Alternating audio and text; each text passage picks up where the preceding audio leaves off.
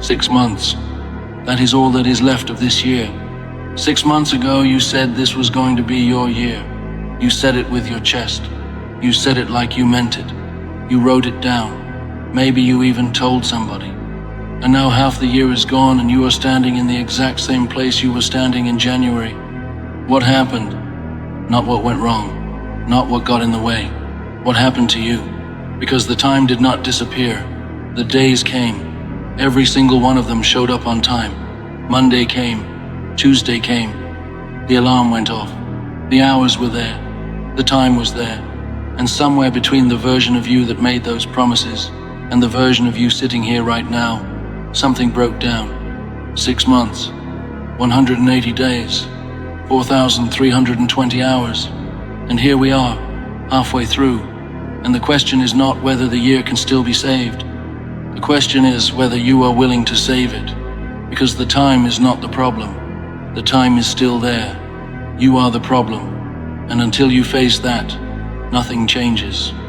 This is not about beating yourself up. This is about waking up. There is a difference. Beating yourself up keeps you frozen. Waking up gets you moving. And right now, more than anything else in your life, you need to move. 6 months left. Lock in. Nobody talks about what the halfway point actually does to people. It is the most dangerous moment of the year. Not the beginning, not the end, the middle. Because at the start, you have energy. You have the feeling. You have that fire, and it pushes you. And at the very end, you have urgency. The deadline is close enough to see, and it forces your hand. But in the middle you have neither. The fire from the start is gone and the deadline feels far enough away that you can still tell yourself you will handle it later. Later is where dreams go to die. Most people are not lazy. Most people are not lazy. They are stuck in later. They are living in this permanent state of almost started, almost committed, almost locked in. And the weeks keep slipping by and the gap between who they are and who they said they would be keeps getting wider. Not because they do not want it, because they keep telling themselves they still have time. You still have time, but you do not have forever. Those are two completely different things. 6 months is enough, but only if you treat it like enough. Only if you stop waiting for the perfect moment and start accepting that the moment you are in right now is the only one you actually have. The right time is not coming. It was January. It was last Monday. It was this morning when the alarm went off and you hit snooze.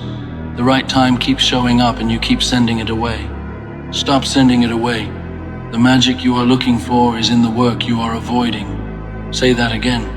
The magic you are looking for is in the work you are avoiding. Not the work you are almost ready for. Not the work you will do when things calm down. The work you are walking away from right now. That is where it is. That is where the version of you that you keep dreaming about is waiting.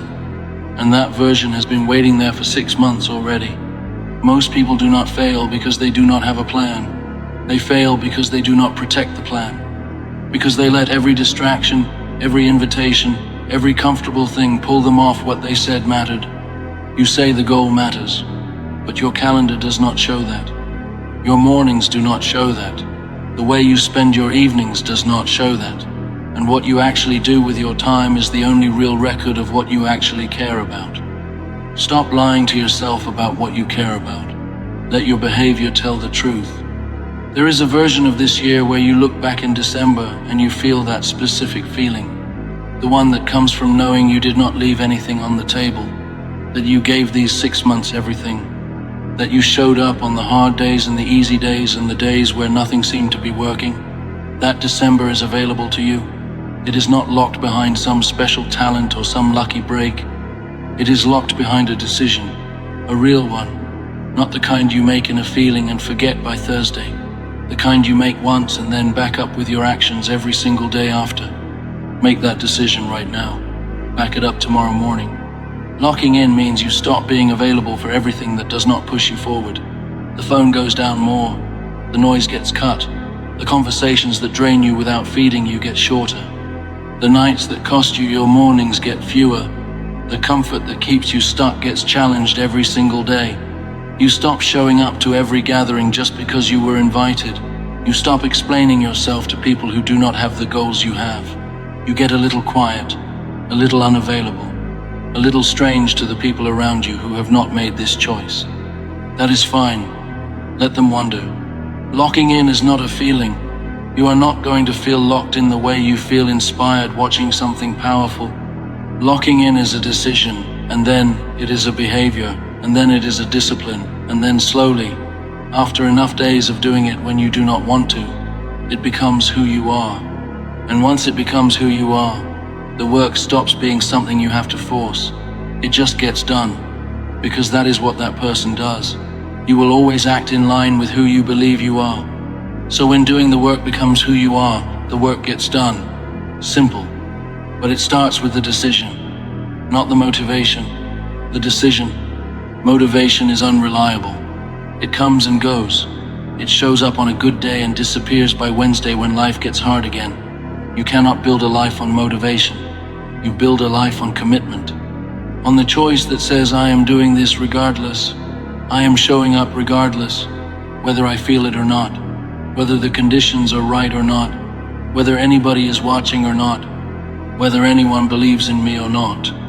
Champions do daily what everybody else does occasionally. Champions do daily what everybody else does occasionally. The gap between the person you are and the person you want to be is not talent, not luck, not connections or resources or timing. It is the gap between what you do every single day and what the person you want to become does every single day. That is it. That is the whole thing. Close that gap and you close the distance between you and everything you said you wanted. You have been doing it occasionally. Start doing it daily. Something happens at the halfway mark of a year when you are honest with yourself.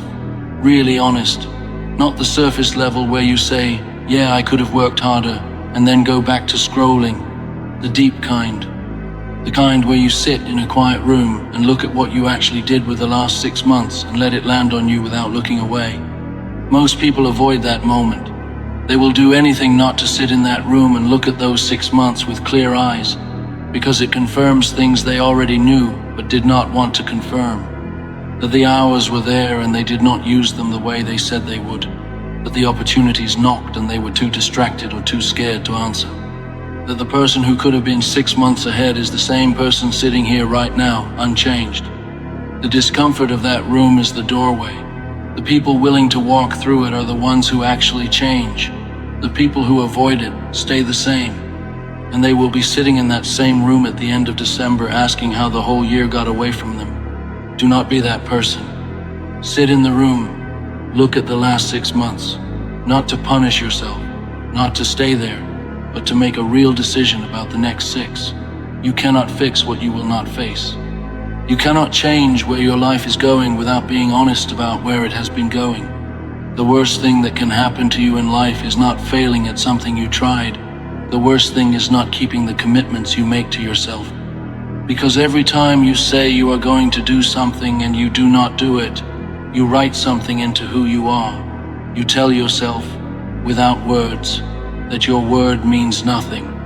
That your promises to yourself are just suggestions. That you are the kind of person who talks a big game but does not show up. And then you wonder why you do not believe in yourself. It is not a mystery. You do not believe in yourself because you have not given yourself enough proof to believe in. Proof comes from action. From the small kept promises that stack up over weeks and months until you look in the mirror and see someone who does what they say they are going to do. That is where self-belief actually comes from. Not from affirmations, not from thinking positively, from showing up, from doing the thing, from keeping the promise you made to the one person who needed you to keep it, yourself. Start there. Stack the proof. Build the belief by earning it. 6 months is not a small thing. People forget that. They hear 6 months and they think it is not enough. It is enough. 6 months is how long it takes to get into the best shape of your life if you show up every day. 6 months is how long it takes to learn something from zero and actually get good at it. 6 months is how long it takes to build something real from nothing if you are all the way in on it. 6 months is long enough to change your money situation, long enough to change your body, long enough to change your mind, long enough to change where your whole life is heading if you stop treating it like a small window. The question is not whether 6 months is enough time. The question is whether you are enough. Whether the version of you that wakes up tomorrow is done playing small and done treating your own life like something to get serious about eventually. There is no eventually. There is now and what you do with it. Your problem is not your situation. Your problem is not where you were born or what happened to you or what you currently have or do not have. Your problem is that you have been living in the gap between knowing and doing. You know what you need to do. You have known it for months, maybe years. The plan is not the problem. The plan exists. The knowing is not the issue. The doing is the issue. Knowing costs nothing. Doing costs something. And what it costs is comfort. What it costs is the familiar shape of your days. What it costs is the version of you that is still figuring it out and not quite ready yet. Because when you lock in, when you actually commit, you have to put down the excuse. You have to let go of the story. And for a lot of people, that story, even though it is a bad story, has become home, has become the reason for everything, the reason they have not started, the reason they are not further, the reason things have not opened up the way they thought they would. Let go of the story. Walk out of that house. The story that says you are not ready yet, drop it. The story that says you will start when things settle, drop it. The story that says it is too late or too hard, or that people like you do not get to have what you want, drop all of it. Those stories are not keeping you safe. They are keeping you stuck. And you have been inside them long enough. There is an enemy, and it is not the economy. It is not competition. It is not the people who did not believe in you, or the ones who walked away, or the ones who said it would not work. The enemy is the part of you that wants to be comfortable more than it wants to grow. The part that will water down your standards the moment things get hard. The part that will find a good-sounding reason not to every single time and say it in your own voice so it sounds like wisdom, so it sounds like you are being fair to yourself. It is not being fair to yourself. It is self-sabotage with a friendly face. The inner me. That is the enemy. The inner me. You fight that enemy the same way you fight any real opponent. You do not negotiate with it. You do not sit down and reason with it. You do not give it a single inch. Because the moment you give it an inch, it takes everything. The moment you say, okay, just today I will skip. Just this week I will rest. Just this month I will go easy. You have opened a door that is very hard to close. Because that part of you is patient. It will wait. It will let you feel good about one day off, and then it will make sure the one day becomes two and the two becomes a week, and before you know it, you are looking at the end of September wondering where the summer went. Discipline is not having no desire to quit. Discipline is doing what needs to be done even when every part of you is hunting for a reason not to. Doing it like you want to, even when you do not. The people building real things right now are not people who never feel like stopping. They are people who stop letting that feeling make the call. They feel the resistance every day, and they go through it every day, not because it gets easy, because they decided who they were, and they are not letting one hard morning take that back. You get up, you do the work, not because you feel like it, because you decided. Nobody tells you what a locked-in season actually looks like from the inside. So let me tell you, it is uncomfortable in ways you did not see coming. It is lonely. It is the Friday night where everyone else is out somewhere and you are at your desk because you made a promise. It is the morning where your body does not want to move and you move it anyway. It is the stretch where your phone goes quiet because the people who were around for the fun times do not understand why you are suddenly not there. It is the moment where you realize that to become who you want to be, you have to become something of a stranger to who you used to be. That is exactly how it is supposed to feel. Stop fighting it. The person going somewhere is not walking with the crowd. You are walking alone for stretches, long ones sometimes, months sometimes, without much from outside pushing you. And instead of fighting that loneliness or treating it like a sign something is wrong, you have to learn to read it as a sign something is right. Because if everyone around you was cheering, if everyone got it and agreed with it, then what you were doing was normal. And normal is not where you are trying to get. You are trying to get somewhere most people are not willing to go. That place is quiet. That place needs you to be your own crowd, to be the one clap in an empty room, to be in your own corner before anyone else is. And most people cannot carry that. Most people need someone else to validate it first. The likes, the comments, the nod. And when those things are not there, they stop. They look at the silence and read it as rejection. Read the silence differently. The silence is concentration. The silence is direction. The silence means you are doing something real enough to demand your full attention. Get used to the silence, because when you come out the other side, and you will come out the other side if you do not quit, you will look back on that quiet as the time when everything was actually being built. Every one of those nights at the desk, every one of those early mornings when you chose the work, every one of those times you chose hard over easy, none of it was wasted. It was stacking. It was becoming the person who is going to be standing in December. Real effort, not the kind you bring when someone is watching, not the kind you bring when you feel the wave hit, the kind you bring on the ugly Tuesday, the regular day where nothing is firing, the results are not showing yet, you did not sleep right, and you just do not feel like it. Those days are not interruptions to the process. Those days are the process. It is easy to quit. It is genuinely the easiest thing in the world to say, I am done. I am not feeling it today. I will come back to it next week. And what is actually hard, what separates the people who build things from the people who talk about building things, is waking up and saying, yesterday I gave everything I had and nothing I can see came from it. And today I am going to show up and do it again. Go harder if I can. That is the real test. Not the big moment, the regular day, the one where nobody would know if you skipped, the one where nothing outside is forcing you to go. The day where the only reason to show up is the promise you made to yourself. Keep that promise. Every single time. Stack those kept promises. They are building something even when you cannot see it. You are not going to break through on the first swing, not the 10th either, but every swing does something. Every day you show up, you are taking a shot at the thing. And the breakthrough does not come from the last swing alone. It comes from everything that came before it. All the invisible work, all the kept promises, all the days you showed up without being forced to. Your next 6 months are those swings. Do not stop. And when you get knocked down, because you will, do not measure yourself by the fall. Measure yourself by how fast you get up, how fast you get out of that zone, because you cannot live there. The year does not stop. The people who are moving right now are getting further while you are sitting in the dirt deciding if you want to try again.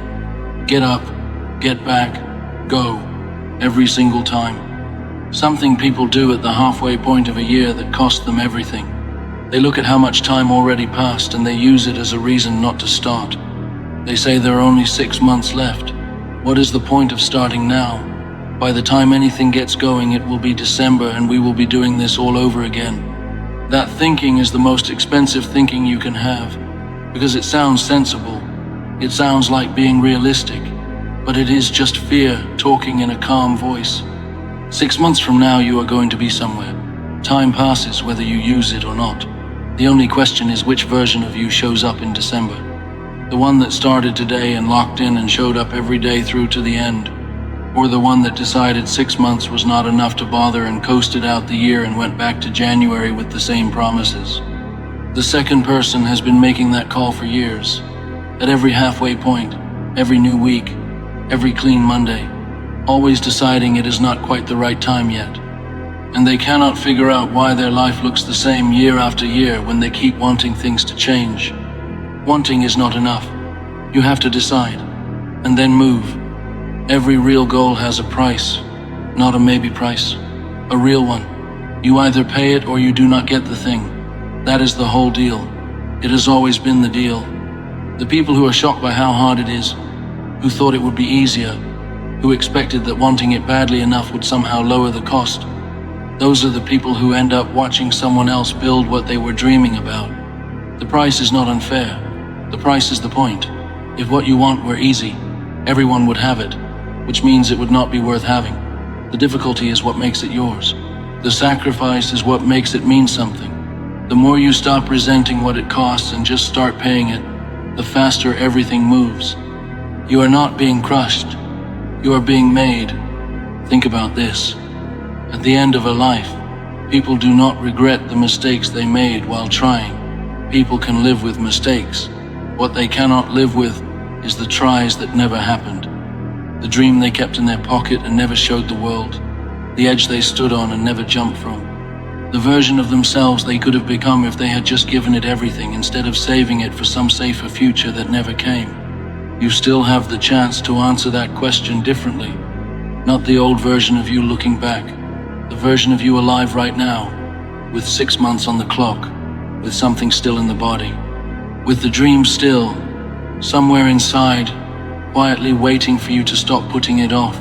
You have enough time. You have enough in you. What has been missing is the decision to stop holding back. The most capable people do not believe in themselves enough. That is the truth. A lack of confidence has killed more dreams than a lack of skill ever did. Not ability, not resources, confidence. The belief that you are the specific kind of person who can do this specific thing. And that belief does not come from waiting for it to arrive. It comes from building proof through action. You want to believe in yourself? Do something. Keep one small promise. Show up when you did not feel like it, and then notice that you did. Let that count. Stack it on the last one. Watch what happens to the way you see yourself when you have 60 days of that stacked up. Self-belief is overrated. Build the proof. The year is not over. The year is not over. You have 6 months, 180 days. You still have time to make this the year you said it was going to be. This year, not next year. This one that is still going right now while you are sitting here. But it needs a decision. Not tomorrow, now. The decision that the next 6 months look different from the last 6. That you are going to stop being the person who knows what to do and start being the person who does it. That your word to yourself means something and your commitment to yourself is not based on how you feel when you wake up. Right now there is something you have been circling. Maybe one thing, maybe a few. Something you know needs to happen. Something you have been almost ready to go after for months. And deep down you know that if you just committed, just went all the way in, it would change everything. Not maybe, you know it. The knowing has been sitting in you for months already. Stop circling, go straight at it. The tree falls the way it leans. Watch which way you lean over the next 6 months. Because what you give your attention to is where your life goes, not where you hope it goes. Not where you imagine it going someday. Where it actually goes based on what you do when you wake up tomorrow, and the day after, and the day after that. Which way are you leaning? There is a version of you that exists at the end of this year, December, looking back. That version either looks back on this stretch as the time everything shifted, the time you finally locked in, the time you stopped pretending to be serious and started actually being serious, the time the gap between who you were and who you said you wanted to be started closing for real. Or that version looks back and sees 6 more months that went the same way the first 6 did. You decide which one shows up in December. That decision is happening right now, in what you do tonight, what you choose tomorrow morning, what you protect this week. You do not need to fix everything at once. You do not need it all figured out before you start. You do not need to be the finished version of yourself before you take the first step. Start with what you have. Start where you are. Start imperfect. Start scared.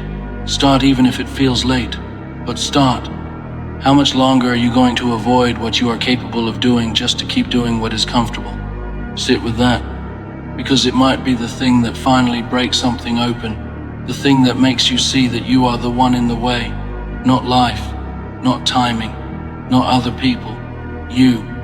And the second that actually lands, the second you feel it and not just think it, you become someone different. Because if you are the problem, you are also the answer. And there is no stronger place to stand than that. Your feelings are not always yours to choose. Your actions always are. What you do with the next 180 days is a choice being made right now. Whether you treat it like a choice or not, the year is not lost. It is waiting. It is waiting for you to stop waiting. Lock in. Go. What happens when you do not lock in? Not in some distant future. Right now. today, because the cost of not locking in is not paid in December. It is paid every day in small amounts that are easy to miss. Every morning you wake up and move through the day without a real commitment to where you are going. You pay a little, not in money, in something harder to get back, in momentum, in the quiet knowing that another day passed and you were there for it, but not in the way that counts. You were present in body but gone in intention. And that gap between being present and being locked in is where most lives actually get lived, not in some dramatic collapse, in quiet drift. Drift is the thing you never see coming, because it does not show up as failure. It shows up as normal. It feels like being flexible, being reasonable, not being too hard on yourself. And all of that sounds fine, until those things become the permanent state, until they become the reason you never go all the way in on anything. Then, they are not being kind to yourself. They are the slow leak in the tire. You do not notice it until you are pulled over on the side of the road wondering how you got there. You have been drifting. Time to lock the wheel. Locking in for 6 months means treating this as a season, not your whole life. A season. 6 months from now it is December, and in December you will see what this season produced. But seasons need you to actually be in them, to show up for what that season asks. A farmer in planting season does not wait for perfect conditions. He plants in the conditions he has because the season moves whether he moves with it or not. He cannot plant in December what he was supposed to plant in summer and expect the same crop. This is your planting season. Right now, these 6 months, what you plant right now in effort and commitment and kept promises is what you harvest in December and January and the months after. The harvest at the end of this year will not come from what you wished you had done.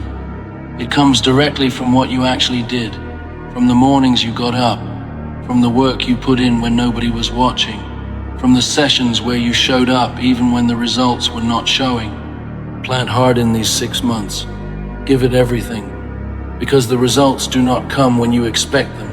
You can plant all season and see very little, and then one day, all of a sudden, everything breaks open. Not slowly, fast.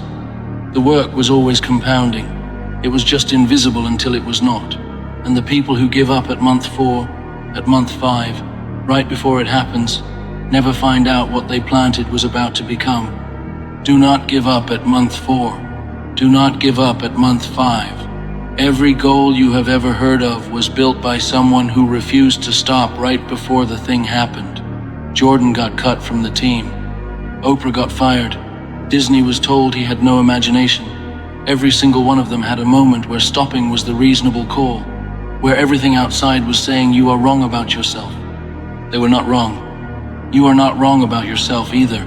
That voice that says you can do more than this, that pull towards something bigger than where you are. It is real, and it is not going to get louder while you ignore it. It is going to get quieter, and one day it will go silent. And that silence, the silence of something that gave up waiting for you, is the loneliest silence there is. Do not let it go silent. Feed it. Feed it with 6 months of work. One more thing before we close. There is no version of real change that does not ask something from you. None. That is not a dark thought. That is the most freeing thing there is. Because once you stop waiting for the day when growing stops costing something, you stop fighting the cost and you just start paying it. And the paying becomes part of it, instead of the reason to wait. The people you respect did not get where they are because things went easy. They got there because they decided the discomfort was worth it. Because they chose the pain of showing up over the pain of looking back. And that is a real choice made every day, not in some big dramatic moment, in the 5 seconds after the alarm goes off, in the moment between picking up the phone and picking up the work, in the space between quitting and going one more round. That space is where your life gets decided, not in the big moments, in those small invisible spaces that show up dozens of times every day. And right now, those spaces are mostly going the wrong way. That is okay. What matters is which way they go starting tomorrow. Tomorrow morning, the goal gets your first hour. Tomorrow night gets protected. The phone stops running your attention. Tomorrow you show up. Tomorrow you are the version of yourself that the person you are becoming would recognize. Tomorrow, Decided right now. 6 months left. 180 days. Every single one of them a chance to be exactly who you said you were going to be. Lock in. Go all the way. Do not look back. You know what actually kills people's years? Not one big failure. Not some catastrophic thing that knocks them sideways. The year gets killed by 100 small surrenders that never even felt like surrenders. The snooze button hit on a Wednesday. The workout skipped because the afternoon felt long. The thing you were supposed to write that got pushed because you were tired. The call you were going to make that got put off till tomorrow. None of those things feel like they matter in the moment. Each one feels like nothing. A one-time thing. A small pass you are giving yourself because you deserve it. But those small passes add up. And by the time you add them all up across 6 months, they are the whole story of why nothing moved. The people who actually build things in a year, the ones you see in December and think, man, how did they do all that? They are not people with more hours. They do not have a different Monday than you do. They just stopped giving themselves small passes. They stopped treating their own promises to themselves like they were optional. They got hard on the one thing that was always going to be in the way. Themselves. Get hard on yourself. Not cruel. Hard. There is a difference. Cruel means you beat yourself up for what already happened. Hard means you do not let it happen again tomorrow. Hard means you look at the excuse forming in your mouth and you close your mouth. Hard means you get up when everything in you is saying wait. Hard means you show up even when the version of you that showed up that day is not the best version. Even a bad day of showing up beats a great day of not going. Show up, even on the bad days, especially on the bad days. There is a question you need to sit with right now, not a rhetorical one, a real one. If you knew that the version of you who actually locked in for the next 6 months would look back at this exact moment, this day, this decision, as the turning point, would you do something differently today? If you knew that the locked-in version of December you was watching this moment and waiting to see what you did next, would that change anything? Because that version is real. That version exists. Every choice you make in the next 180 days is either building that person or delaying them. And that person has been delayed long enough. People talk about waiting for the right sign, waiting for the thing that finally clicks, the moment of clarity that makes it all obvious. And sometimes that moment comes. But most of the time the clarity does not come before the action. It comes because of the action. You do not figure it out and then start. You start and then it figures itself out. The path does not appear until you are walking it. And the people sitting still, waiting for the path to show up first, are going to be sitting in that same spot forever. Start walking. The path will show. You are one decision away from a completely different 6 months. One, not 10 decisions. Not a whole system overhaul. One real decision made today, and then defended tomorrow and the day after. That is it. That is what the gap between where you are and where you want to be actually comes down to. One choice treated seriously, backed up with action, and protected from every comfortable thing trying to talk you out of it. Make that one decision. Then go protect it like something that matters. Because it does matter. You matter. The thing you are building matters. The version of you sitting in December with something real to show for these 6 months. That matters. Not to anyone else. To you. And to the people whose lives are quietly affected by whether you showed up for yours. Lock in. Not for the likes. Not for the validation. Not because someone is watching. Lock in because you told yourself you would. And your word to yourself is the only one that is going to be there at the end of this. When it is quiet and it is December and you are looking at what got built. 6 months left. Every day counts. Lock in. And when it gets hard, because it will get hard, when the week beats you up and the results are not there and everything in you is saying, just take a break, just slow down, just give yourself some room. Remember this. The people who end up with something real in December are not the people who had better weeks than you. They are the people who had the same bad weeks and showed up anyway. They had the same doubts. The same days where it did not seem like it was working. The same quiet stretches where nobody was cheering and the numbers were not moving and the whole thing felt like it might just be fooling themselves. And they went again the next morning, That is the whole secret. There is no other secret. You go again and again, and you do not stop going until December gets here and you look at what got built and you know, without needing anyone to tell you, that you did not waste these 6 months. 6 months left. Go again tomorrow. Go again the day after. Lock in. You want the comeback? Then disappear. That's it. Stop looking for the shortcut. Stop waiting for somebody to hand you the moment. The comeback doesn't start with a big announcement. It doesn't start with a new profile picture or a caption about new chapters. It doesn't start when people finally notice you. The comeback starts the day you go silent, the day you close the door, the day you pick up the phone, look at it, put it down, and get back to work. That is day one. And most of you reading this have never had a real day one, because you have been too busy performing your process instead of doing your process. You want the story without writing the chapters. You want the trophy without doing the training. You want the glow up without the going away. That's not how this works. It has never worked like that. And somewhere deep down, you already know it. Let me tell you what staying visible is actually costing you.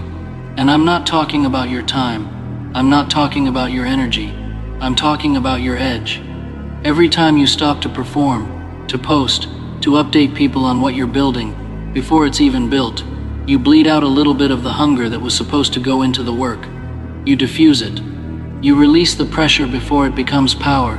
You let the steam out before the engine has enough to move. And then you wonder why you feel stuck.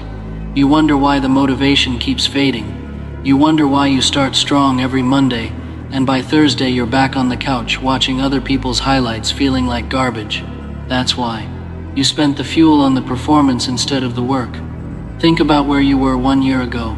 Now think about where you are right now. If the answer is roughly the same place, something in your approach has to change. Because a year went by. A whole year. 365 days of 24 hours each. And the gap between who you are and who you're trying to become is still sitting there wide open. So what are you going to do about the next year? Are you going to run the same play and expect a different result? Or are you going to do the one thing most people never actually do? Are you going to go away and actually build? Here's the truth that nobody puts on a motivational poster. The people who make it don't make it by being seen. They make it by being ready.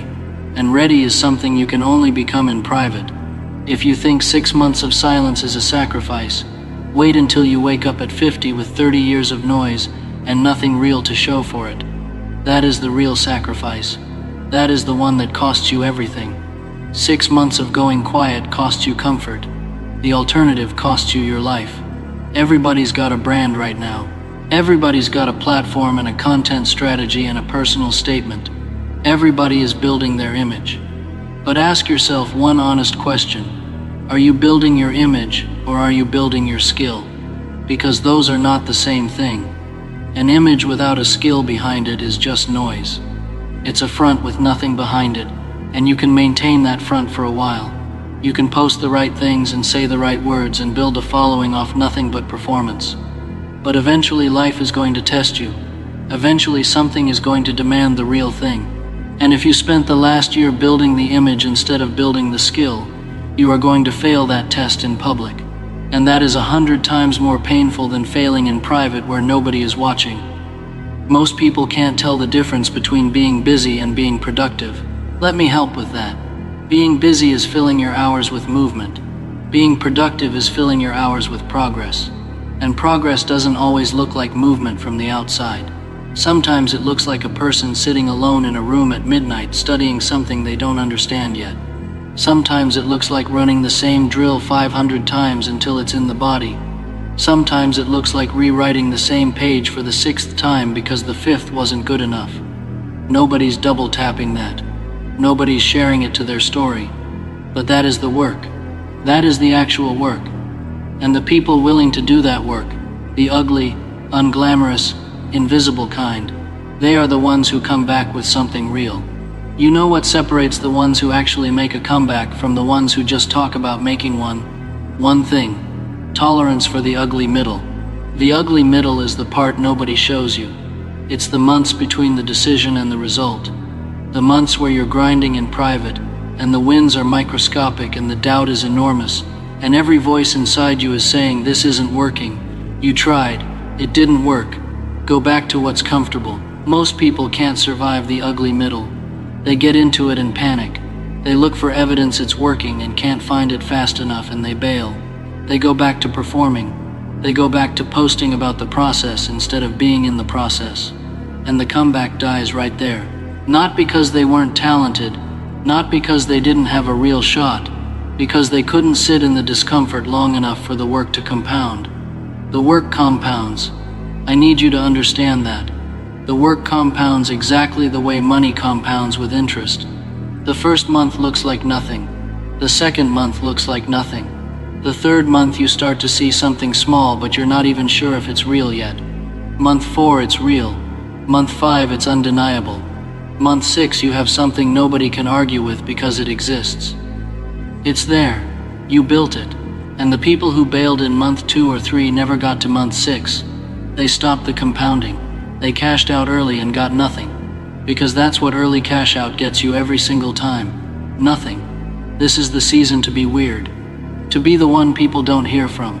The one who doesn't make the plans, who doesn't show up to the thing, who doesn't respond to every message in real time. Because you are somewhere building. You are somewhere becoming. And that matters more right now than being present everywhere for everyone. You are not going to be available to everyone and great at your craft at the same time. It doesn't work like that. Pick one. The ones who become genuinely great pick the craft. Every single time. They are not the most social people in the room during the building phase. They are in a completely different room, working. Here is what social media actually did to the comeback. It made silence feel like failure. Before social media, if you went away for 6 months to build something, nobody thought anything of it. They just hadn't heard from you in a while. But now if you go quiet for 2 weeks, people are asking if you're okay. Now silence reads as defeat. Now if you're not posting your progress, you must not be making any. And that is one of the most dangerous lies the internet ever told you. Because the truth is the opposite. The people posting every step of the process every single day are getting the validation instead of the result.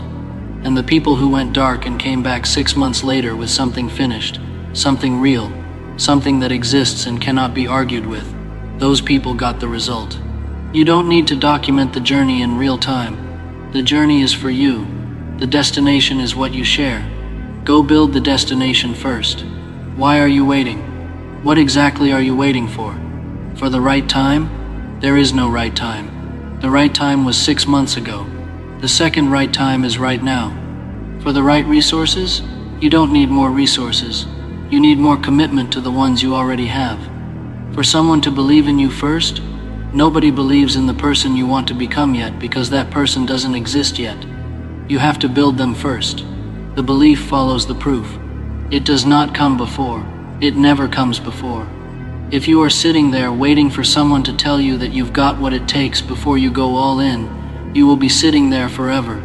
The only proof that you've got what it takes is going all in and finding out. That's the only proof that exists. And it requires you to move before you have the proof. That's scary. That's uncomfortable. And it's exactly what separates the ones who make it from the ones who almost make it their whole life. There's a concept in Japanese craft culture called shokunin. It means a person who dedicates their life to mastering one thing. Not someone who is decent at it. Not someone who has a following for it. Someone who has put so many hours into it in private that what they produce looks effortless to anyone watching. The sushi chef who trained for 10 years before he was allowed to serve a single roll to a customer. 10 years. And when people finally ate it, they said it was the best sushi they had ever tasted. You know what made it great? Not the ingredients. Not the restaurant. Not the price on the menu. 10 years of private practice that nobody counted. 10 years of repetition in a back kitchen that nobody photographed. 10 years of correction and refinement and failure and starting over. That's what was on the plate. And it looked like magic to the person eating it because they only saw the plate. They didn't see the kitchen. You are not going to be great at something because people watched you try to get great at it. You are going to be great at something because you went somewhere private and did the work until the work became the thing. Losers wait for the right moment. Winners make the moment right. Losers ask for a guarantee before they commit. Winners commit and then build the guarantee. Losers stay visible so nobody thinks they failed. Winners disappear so they can stop failing in public and start succeeding in private. You pick which one you are, not with your words, with your next move. Let me ask you something. What is the most expensive thing you own? Not your car, not your phone, not whatever is sitting in your apartment right now. The most expensive thing you own is your time, and most of you are giving it away for free every single day. Every hour you spend scrolling is an hour you are not building. Every morning you waste is a morning you will never get back. And I know that sounds like something people say and you've heard it before, and it doesn't land the same way anymore, because it's been said so many times. But I need you to actually feel this one. Take 1 week of your life, any week, map out where the hours went. Not where you meant for them to go, where they actually went. Be honest. And I promise you that when you do that exercise, when you see the actual accounting of your actual hours, it is going to hit you harder than any motivational speech ever could. Because the problem is not that you don't have time. The problem is that you have been spending the time on the wrong things without realizing how much of it was passing. 6 months of redirected time will shock you with what it builds. 6 months of choosing the work over the scroll, the desk over the couch, the skill over the image. The math on that is not even close. Some people wait until they hit the wall to do something about the direction they're going. Don't be that person. Do it now, while you still have the energy and the window that is open right in front of you. Because the wall comes for everybody, and the people who built something before they hit it have something to stand on when they get there. The people who waited until the wall to start building have to build it from the floor. Don't start from the floor when you don't have to. Start now. 6 months, starting today. Let me tell you about a man I heard about. He lost everything. Not the way some people say they lost everything and mean they lost a business deal. He actually lost everything. The job gone. The relationship done. The apartment gone. He was living out of his car. For 3 years. And every single day during those 3 years he had a choice. Tell himself it was over. Or do something in the silence that nobody was watching. He chose the second thing. He worked every day on something. Not because he had a plan that was guaranteed to work. Not because someone told him it was going to be okay. Because he could see something. A picture of what could be if he just kept going. He kept building in the dark. For 3 years in a car. And then one day he came out. And what he built during those 3 years in silence became the foundation of something nobody expected from a man who had lost everything. He said it himself later. He said the decision to keep building when it made no sense, when there was no audience and no applause and no evidence it would ever work. That decision cost him everything he had at the time. But eventually it gave him everything he ever wanted. The dark was not his punishment. The dark was his workshop. Here is something else I want you to sit with. There is a version of you 5 years from now. That version exists, not as a wish, as an actual person who is going to wake up one morning 5 years from now and have to live with whatever you decide to do during the next 6 months. That person is real, and they are watching you make this decision right now. What do you want to hand them? Do you want to hand them 5 years of small choices that stacked into something real, or 5 years of intentions that never became actions? Think about that version of you. That is your real audience, not the people watching your stories, not the people liking your posts. The version of you 5 years from now who has to live in the life you are building right now. They will remember what you decided today, and so will you. I'll tell you something else I had to learn the hard way. I used to think that the people who went quiet had given up. I genuinely thought disappearing from the conversation meant losing the conversation. Like if you weren't in the room, someone else was going to take your spot. And maybe that's true. Maybe while you're gone building, someone else steps into the spotlight you were standing in. Fine, let them have the spotlight for now. You are building something that the spotlight will eventually come find on its own. You don't have to chase what you're building toward. If the thing is real and the work is done, it pulls attention in without you having to perform for it. But you have to actually go build it first. You have to disappear first, and find out whether what you create can speak louder than what you perform. Here's the part where I need to get into your identity, because this is not just about habits or discipline or waking up earlier.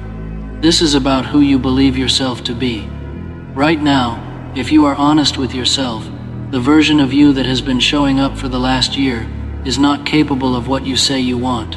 That version keeps starting and stopping, gets excited and loses the thread, says this time it's different and then does the same things. That version has to change, not improve, change. The identity has to shift, and that is the real work of the 6 months, not just the external stuff. The story you tell yourself at 2 a.m. when nobody is listening, that story has to change. You know exactly what needs to happen. I'm not going to pretend you don't. You know the things you're doing that are slowing you down. You know the habits eating your mornings. You know which apps are eating your hours. You know which relationships are draining your energy. You have known all of this for a while. The information is not the problem. The problem is that you haven't yet decided that becoming who you want to be is worth more than maintaining who you currently are. And that is a painful decision, because who you are right now is comfortable, but who you are right now is also not getting you where you want to go. And at some point those two facts have to sit in the same room, and you have to choose between them. There is a moment that every person who makes a real comeback can point to. Not the moment they succeeded, the moment before, the moment where they were alone somewhere, maybe in a car, maybe at a kitchen table at 2 a.m, maybe in a bathroom at a job they hated, and they looked at the reality of their life and made a choice.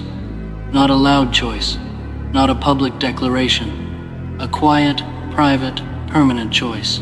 They said enough, and they meant it differently than all the other times they had said it before. Every previous enough had an asterisk, a yes but, I'll start on Monday. This one didn't. This one was clean. No asterisk, no conditions. No waiting for the perfect moment, just a decision that was made and then lived out one day at a time from that point forward. That is the moment the comeback actually starts. Not the first win, not the first result, not the first time someone notices the change. That quiet room, that honest choice, that enough with no asterisk. If you have not had that moment yet, I need you to make it happen right now. Not after this video. During it, put the distraction down, sit with the reality of where you are, and make the choice that has no asterisk. Everything starts there. Stop explaining yourself to people who haven't earned the right to your process. Every time you explain what you're trying to build to someone who isn't building anything, you give them a piece of your energy and get skepticism back. That is a terrible trade. Your vision is not a committee decision. Your comeback is not a group project. The people who are supposed to be in the room when you get there will be there when you get there. But right now during the building, the circle has to shrink.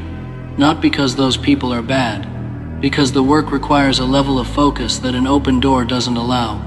A snake sheds its skin, not because something went wrong, because it grew, because the version of itself inside the old skin got too big for it, and the skin had to come off so the new bigger version could move freely. You can't grow into the next version of yourself while still operating inside the old identity. The old habits, the old circle, the old way of spending your time, the old story about who you are and what you're capable of. That is the skin, and the disappearance is the shedding. It's not comfortable, it's not clean. The people around you are not going to applaud it, but it's necessary. You cannot become something bigger while wearing something smaller. The skin has to come off. If you want to be great at what you do, you are going to be misunderstood for a season. People who knew the old you are going to look at the new behavior and not recognize it. They're going to say you changed. They're going to say you think you're better than everyone. They're going to say you used to be fun. And when they say that, that is your signal that the work is working. Because the old version and the new version cannot occupy the same space. The old one has to go so the new one can exist. And the people who were comfortable with the old one are going to feel that. Let them feel it. You cannot protect people from the discomfort of your growth. That is not your job. Your job is to grow. The toughest part of this whole process is not the work. It's the silence inside your own head. Because when you take away the distractions, when you cut the noise and the social and the performance, your own mind is going to turn on you.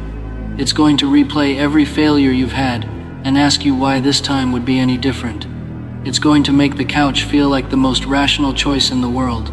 But that voice is not wisdom. That's fear wearing the costume of logic, and you can't silence it. But you can refuse to let it make your decisions. You can hear the doubt and choose the desk over the couch anyway. That is discipline, not the absence of doubt, working in spite of it. Here's what happens when you do that consistently. When you keep showing up to the work while the doubt is screaming at you, the doubt gets quieter. Not right away, not in the first week, but over time, as the work compounds and the small evidence starts stacking up, and you start to see tiny proof that it's actually moving, the doubt loses volume, because doubt runs on the absence of evidence. Feed it evidence and it shrinks. The evidence gets built one session at a time, 1 hour at a time, one unglamorous repetition at a time, and by the time you come back in 6 months, you have so much evidence stacked up inside you that doubt can barely get a word in. That is not arrogance. That is earned confidence. And there is no other way to get it. Don't blame the circumstances you came from. Don't blame the people who didn't show up for you. Don't blame the market or the timing or the fact that you didn't grow up with the right connections. The one person responsible for where you go from here is the one holding this phone right now. That's you. And I know it is so much easier to point outward. I know the reason that points outward hurts less than the one that points inward. But the reason that points inward is the only one that gives you power. Because if it's outside you, you can't fix it. But if it's you, then you can fix it. Starting today. Better to be invisible for 6 months and come back undeniable than to be everywhere for 6 months and come back the same. Rest at the end. Not in the middle. Not right now. Not before it's done. You rest when you've earned it. When the thing is built and the work is real, and you can look at what you made and say, that is mine and I built it. Until then you move. Because the time is moving whether you're working or not. January does not wait for you to feel ready. The year does not pause so you can get in the mood. Every single day that goes by without the work is a day you cannot get back. Not one of them is coming back. Nobody talks about what the middle of the disappearance actually feels like. Everyone talks about the decision to go away, and everyone celebrates the return. But nobody talks about month 3. Month 3 is where most comebacks die.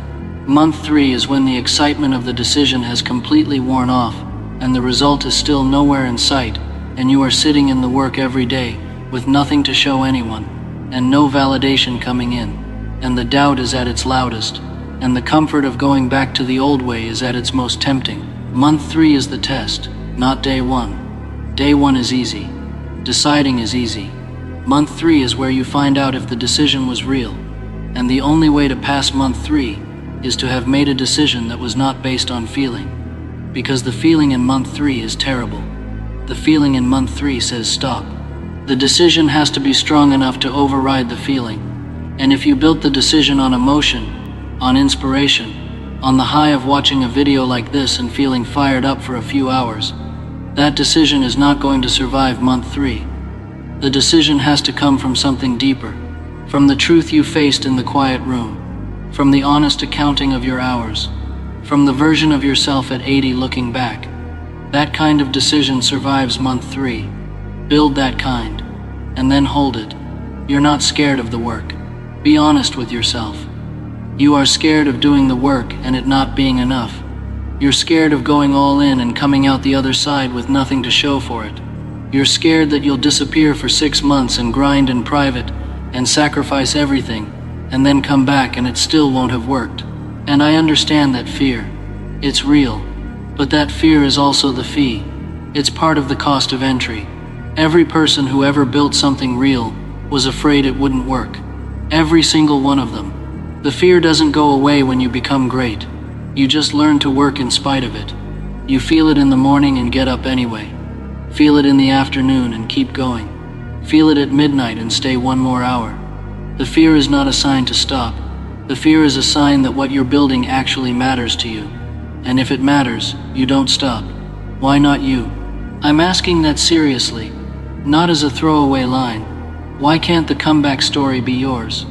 What's actually different about you compared to every person who ever went into the dark and came out of it with something real? They had doubt. You have doubt. They had setbacks. You have setbacks. They had people who didn't believe in them. You have people who don't believe in you. The only difference between them and you right now is that they made a decision and you are still thinking about making one. That's the whole gap. One decision. To go away. To do the work. To come back different. Why can't that person be you?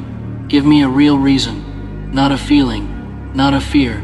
A real reason. You can't. Because there isn't one. Some of you watching this are at the lowest point you have ever been. And I know it doesn't feel like it, but that is actually the best position to launch a comeback from. Because when you have nothing left to protect, when the worst has already happened, when you've already been to the bottom and looked around and realized it didn't kill you, you have nothing to lose by going all in. The person with nothing to lose is the most dangerous person in any room. Become that person. The bottom is not the end of the story. The bottom is the foundation. You can build from here.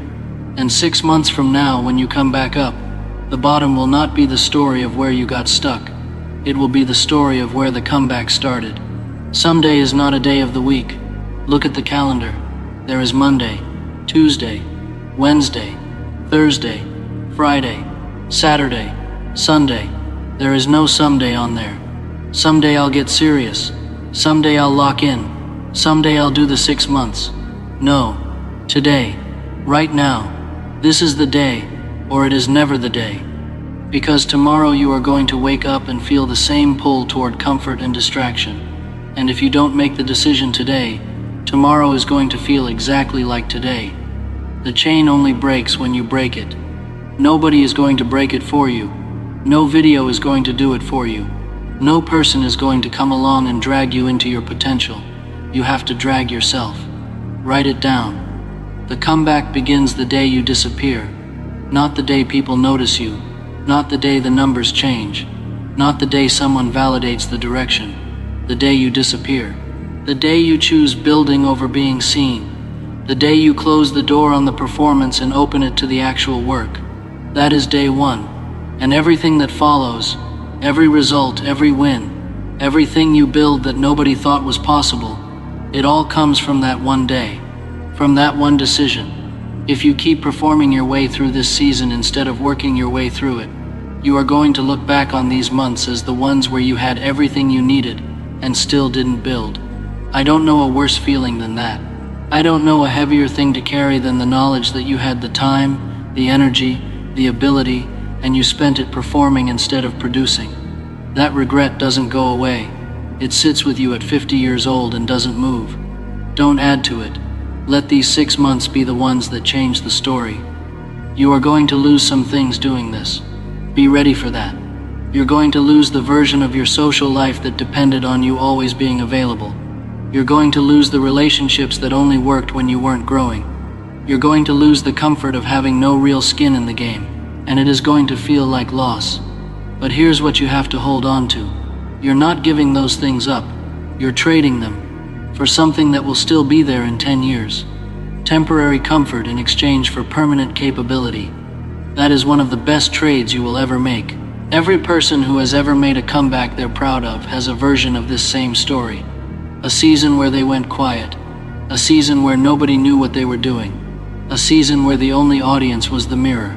And in that season, in that private, unglamorous, grinding season, they became someone. Not someone who got lucky, someone who got ready. And when the world saw what they had built, it looked like it came out of nowhere. Because the world wasn't there for the 300 ugly days before the one beautiful day. They only saw the result. You only see the result when you look at the people you admire. You don't see the silence. You don't see the 4 a.m. wake-ups. You don't see the moments of genuine doubt where quitting would have been so much easier. But all of that happened. Every bit of it happened in private. That is the formula. You do the work where nobody can see it, and you bring the result to where everybody can. A lot of you are addicted to the almost. The almost started, the almost committed, the almost went all in. Because the almost protects you. As long as you almost did it, you never fully failed. As long as you were just about to start, The future version of yourself is still clean and intact and full of potential. But the moment you actually commit and go all the way in, that future version is on the line. It can actually fail now. And that is terrifying. I get it. But the almost doesn't build anything. The almost doesn't become a comeback. The almost is just a long, slow, quiet death of the person you were supposed to become. You deserve the real attempt. The one that could actually fail, and for that exact reason could actually win. Stop protecting the potential. Start spending it. Let me tell you what 6 months of real privacy will do to you that nothing else can. It will show you who you actually are when nobody is watching. And I mean that in both directions.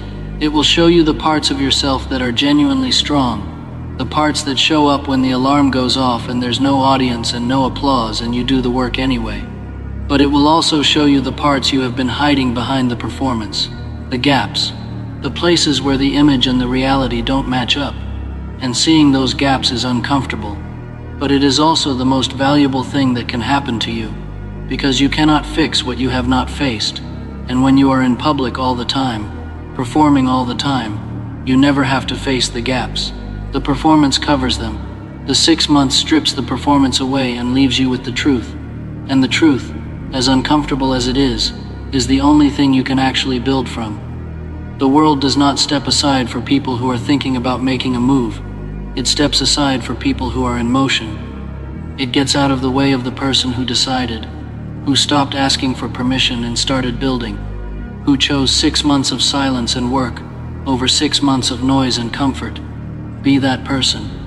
Not because it feels right, because you decided. The feeling comes later. The result comes later. First comes the decision, then comes the work, then comes everything else.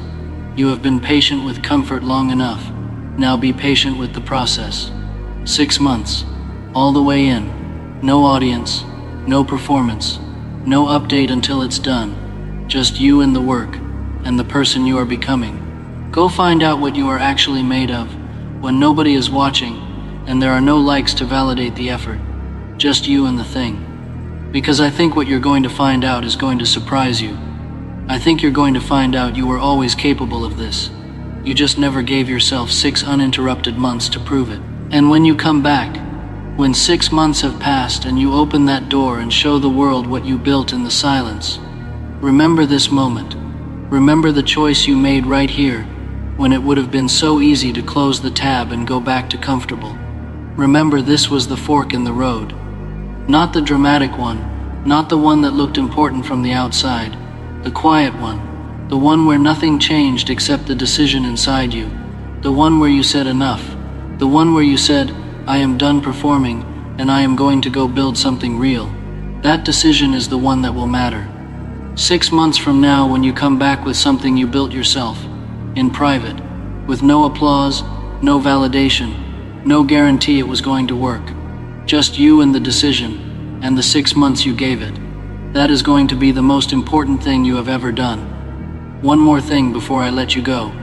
A lot of people misunderstand what coming back actually means. They think the comeback is about proving something to the people who doubted them. They think it is about the moment where they get to stand in front of the ones who counted them out and say, look at me now. And I get it. That feeling is real.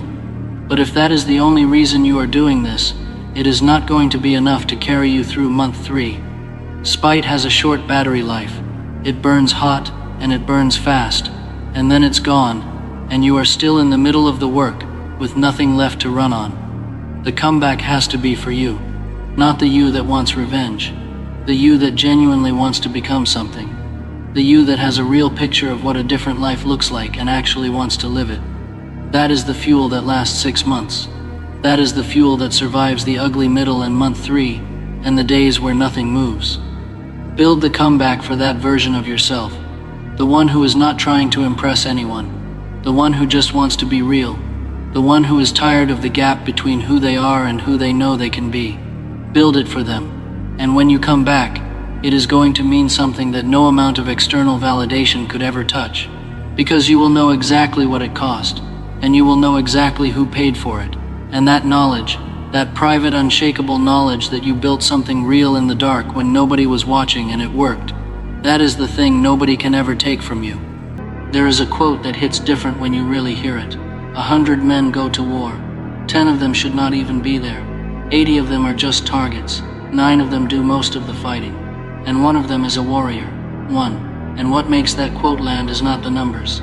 It is that you can walk through any family and see the exact same ratio. In every family there are people who show up and people who do not. People who carry the load and people who act like the load is somebody else's problem. People who are solid when everything goes sideways, and people who disappear the second things stop being comfortable. And somewhere in every family, somebody becomes the one person that everyone else quietly orbits around when life gets hard. Somebody decides, not with a speech, not with a big announcement, just with how they live, that they are going to be the person this family does not have to worry about losing. And that somebody does not need a title, does not need to be the oldest or the most educated or the one with the most money. They just need to make a decision that most people spend their whole lives avoiding. The decision to be responsible for something beyond their own comfort. Your family is looking for that person right now, and somewhere inside you, you already know whether or not you have been that person. Nobody tells you what it actually costs to be the one. Nobody sits you down and walks you through it. They do not tell you it means being the last one to fall apart and the first one to act. They do not tell you it means carrying weight you never signed up to carry, answering for problems you did not start, staying steady when everything in you wants to crack. You just find out. The phone rings at 2 in the morning and somebody is in trouble and there is nobody else. The money dries up and every face in the house is turned toward you, waiting for an answer you do not have yet. Somebody in your family breaks down and they do not need advice or solutions. They just need you to be in the room and be solid. And in those moments there is no manual. There is no version of you that exists outside of what you have actually built up to that point. Whatever you have made yourself into, that is what walks into the room. That is what they get. What you do today in private, with no one watching, with nothing on the line, is exactly who you are going to be in those moments. Not the version of yourself you have planned to become. Not the man you think about being when you are feeling good about yourself. The actual you. The one built from every choice you made when it was easy to make a different one. If that version is soft, if that version cuts corners and finds reasons and folds when things get uncomfortable, that is what your family gets when they need you most.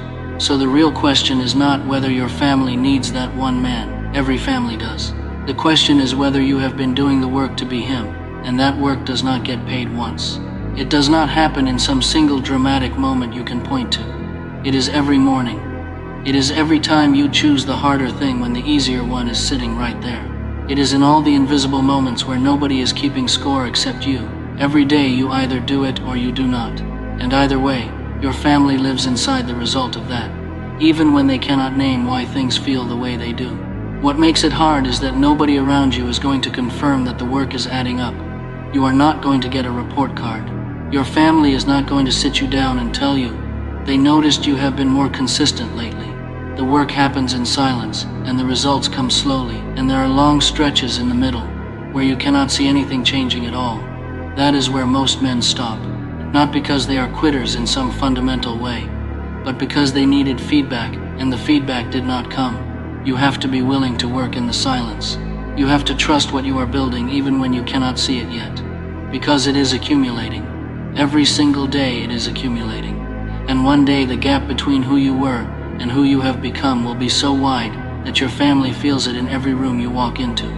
There was a man who talked about the day things changed for him. He said every man eventually hits a day where being average makes him sick, not annoyed, not restless, sick.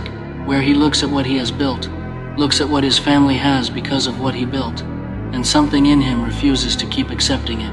And he said that day is the best thing that can happen to a man, because before that day he was just floating, doing enough to avoid falling but nowhere near enough to actually rise. And then that day comes and something in him breaks open, and what comes out of that break is something he had never let himself feel before. A refusal to keep going the way he had been going. Most men wait for something outside of them to create that day. They wait for a sign. They wait for someone to come and shake them awake. That is not how it works. You have to go find it yourself. You have to get into a quiet room and be completely honest about what your life looks like. Look at what your kids are actually going to walk away with from growing up in your house. Not money alone. The habits they saw modeled. the standard they watched you hold yourself to, what your mother has had to carry alone because no man stepped in, what your father left undone that you have been repeating without noticing. Sit with all of it, let it get heavy, because that heaviness, if you stop running from it, is what finally moves you. The man who decides to be the one does not do it when things are going well. He does it when he finally gets clear about what is actually at stake. And what is at stake is not his career or his image, or whether people think he is doing a good job. It is the people sitting in his house. It is the people who did not choose him as their father, or their brother or their husband, but who are depending on him anyway. And once you feel that weight for real, not as an idea but as an actual thing, you cannot unfeel it. Every soft choice you make after that point hits different, because now you know what it is costing. Sit with what your family actually needs from the man who is supposed to be the strong one, not what they ask for, what they need. They need a man who does not panic. When the job gets shaky, when the money stops adding up, when something happens that nobody planned for, the average man panics. He goes quiet or he goes loud. He checks out mentally or he explodes. And underneath both of those reactions is the same thing. A man who has never made himself hard enough to absorb a shock without shattering. Your family needs a man who looks at the hard thing, takes a breath, stays in the room, and stays in the problem until something moves. That is not a personality. That is not something you either have or do not have. That is built. You build it by putting yourself in hard situations on purpose, by staying in conversations that make you uncomfortable, by finishing things when you want to quit halfway, by saying no to what feels good right now, because you have something bigger going on. Every time you do that, you are making yourself into the man who does not flinch. That man does not appear when the crisis arrives. He has to already be there. They need a man who does not reach for an excuse when things fall apart. The average man has a story for everything that went wrong. The business failed because of the market. The job ended because of the boss. The relationship broke because of what the other person did. Some of those things happened, but the man who holds a family together is not interested in who is to blame. He is interested in what he is going to do next. He takes ownership of things even when the fault is not entirely his, not because he is a pushover, but because ownership is the only position from which anything actually gets fixed. Blame sits still. Ownership moves. They need a man who tells the truth, not brutal truth thrown at people to make a point, but truth that gives his family something real to stand on. A man who does not tell his family everything is fine when it is not, because a comfortable lie is still a lie, and you cannot build anything on it. What they need is a man who looks at the real situation, says what it is clearly, and then leads the way through it without theatrics and without self-pity. There is a story about a man who woke up before the sun every morning, not because anyone told him to, because he had made a decision about who he was going to be, and that decision had consequences for every hour of every day. Someone who knew him well talked about trying to be the first one down to breakfast, setting the alarm, making sure he was up by sunrise. But when he got there, the other man was already there, already done with his workout, ice packs on his knees, sweat still on him. This was days after the NBA Finals. Everyone else was recovering. He was already building the next thing. And it is not about basketball. It is about what it means to decide something about yourself, and then actually live inside that decision every day, without giving yourself a day off from it, without deciding that today is the exception. The men who become the ones their families needed do not have special genetics. They do not have some internal switch that makes discipline feel easy. They made a decision at some point that other men never made. They decided that they were going to be that person, and then they woke up the next morning and acted like that person, and then they did it again the morning after that. Not because it felt natural, because the decision was bigger than the feeling, and over time the decision reshaped the feeling. Over time the early morning stopped being a fight and became just how they started the day. Over time the hard choice stopped feeling like a sacrifice and became just what they did. That is how it actually works, not a dramatic overnight change.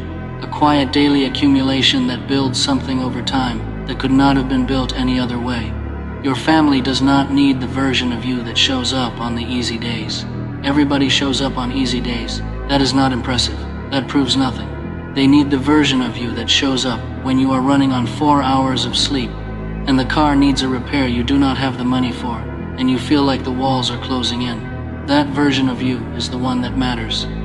That is the version your kids are going to remember when they are grown. That is the version your partner carries with them when they think about whether they can count on you. That version of you either stands or it does not.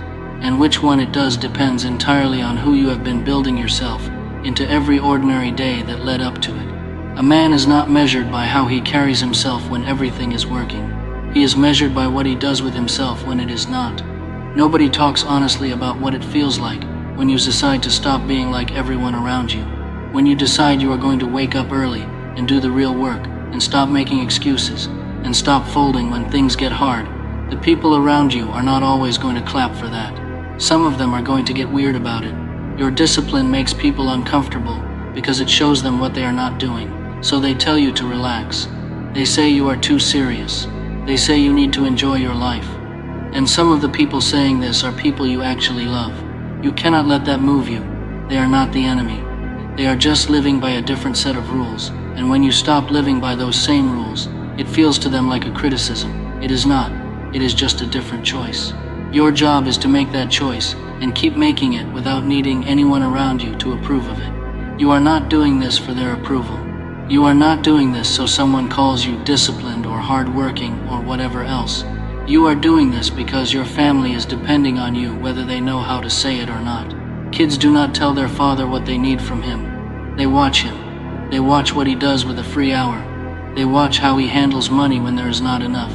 They watch how he talks about the people in his life. They watch how he reacts when something does not go his way. All of that watching adds up to a picture of what a man is. And that picture becomes what they carry into every relationship and every decision for the rest of their lives. The hardest part of becoming the one is that it is a solitary road for a long time. You are going to be up when other people are sleeping.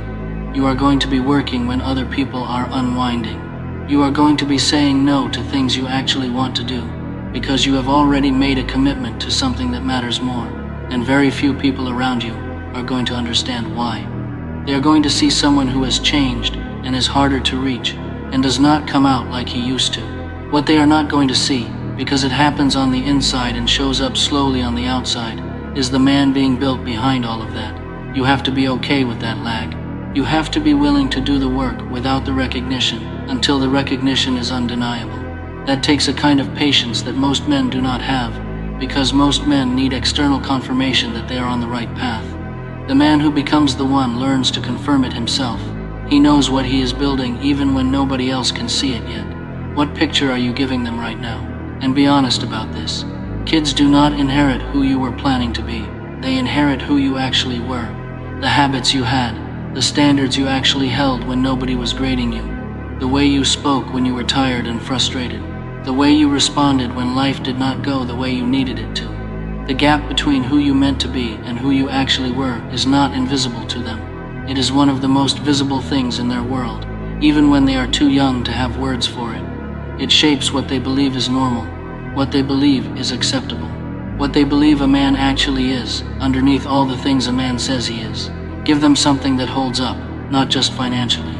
Give them a father who kept his word, a man who stood in the gap between his family and the hard things, and did not make a big deal about it, he just handled it. That is the thing that travels forward through generations in a way that no amount of money ever could.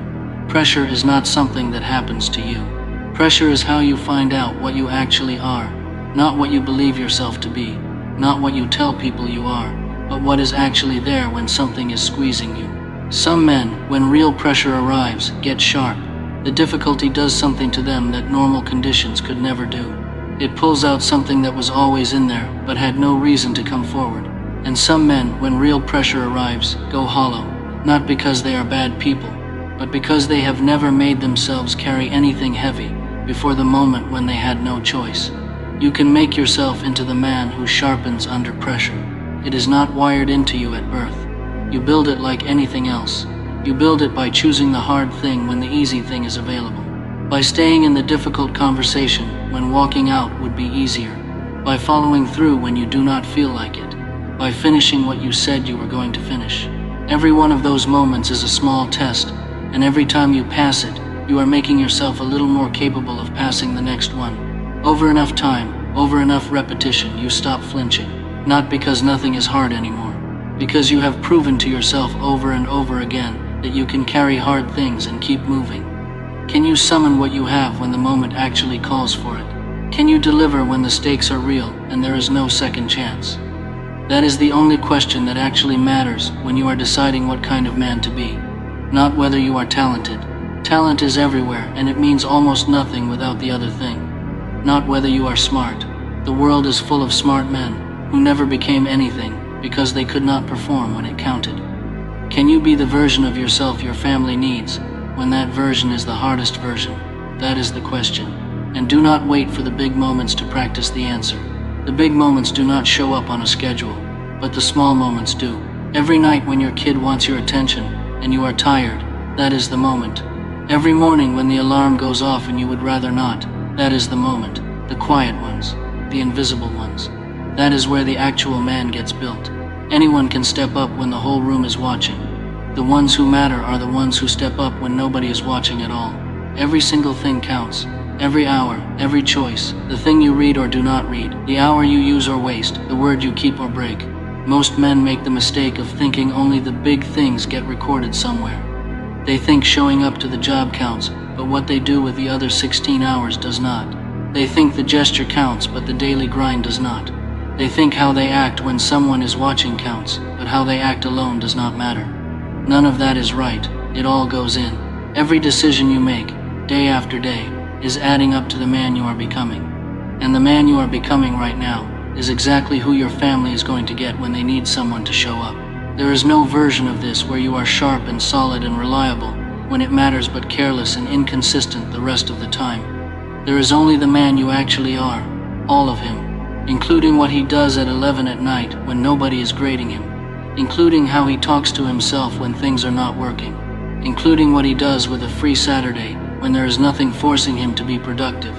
All of it is the man. There is no separation between the private version and the version your family gets. They are the same person.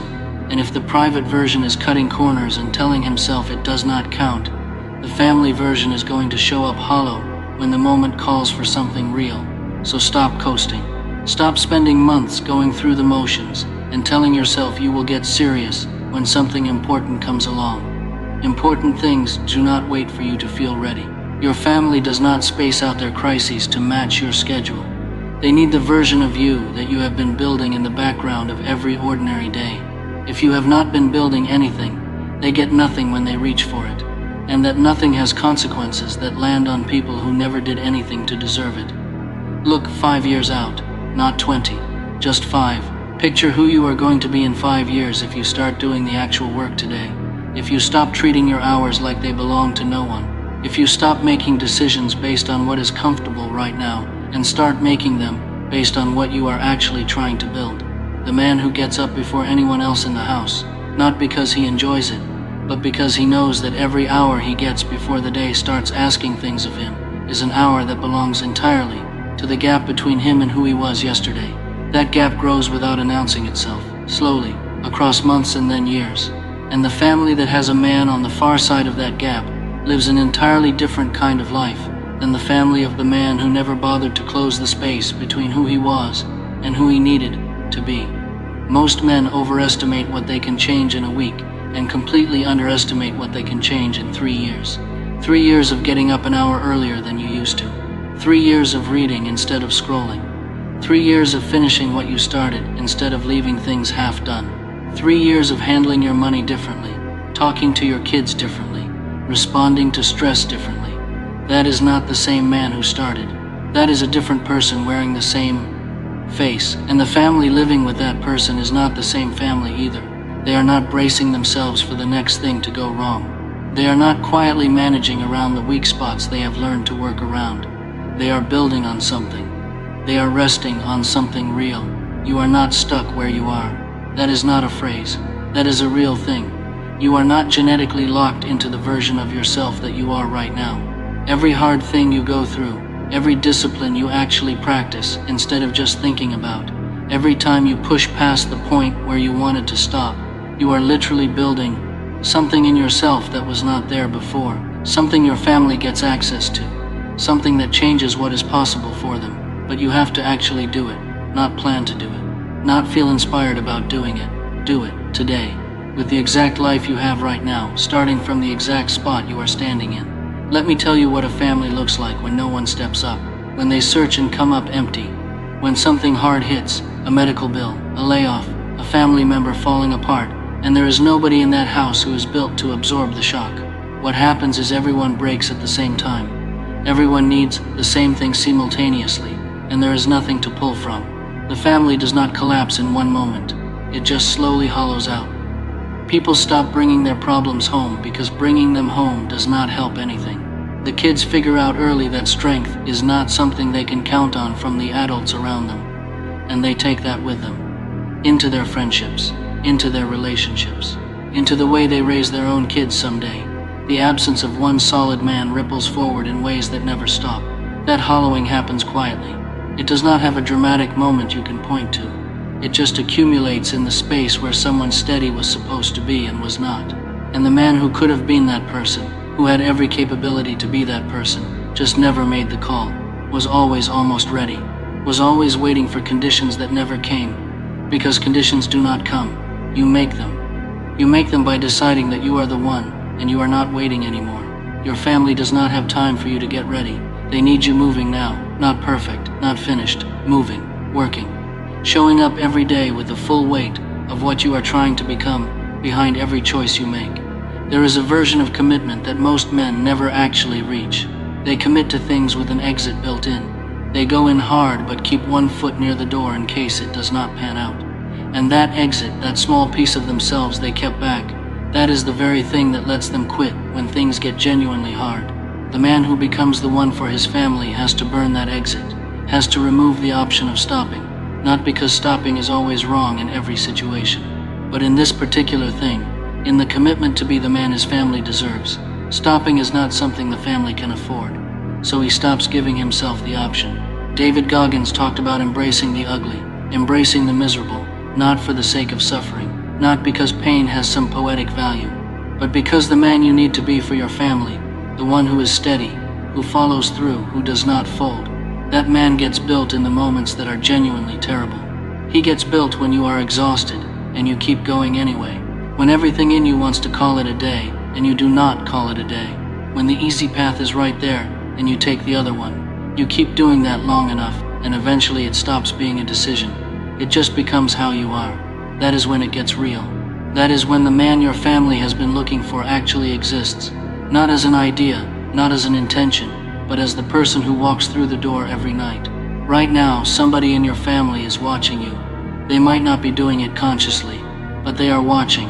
They are picking up on whether you follow through on things or let them slide, whether you are the same person in private that you are when other people are around, whether you are building towards something or standing still.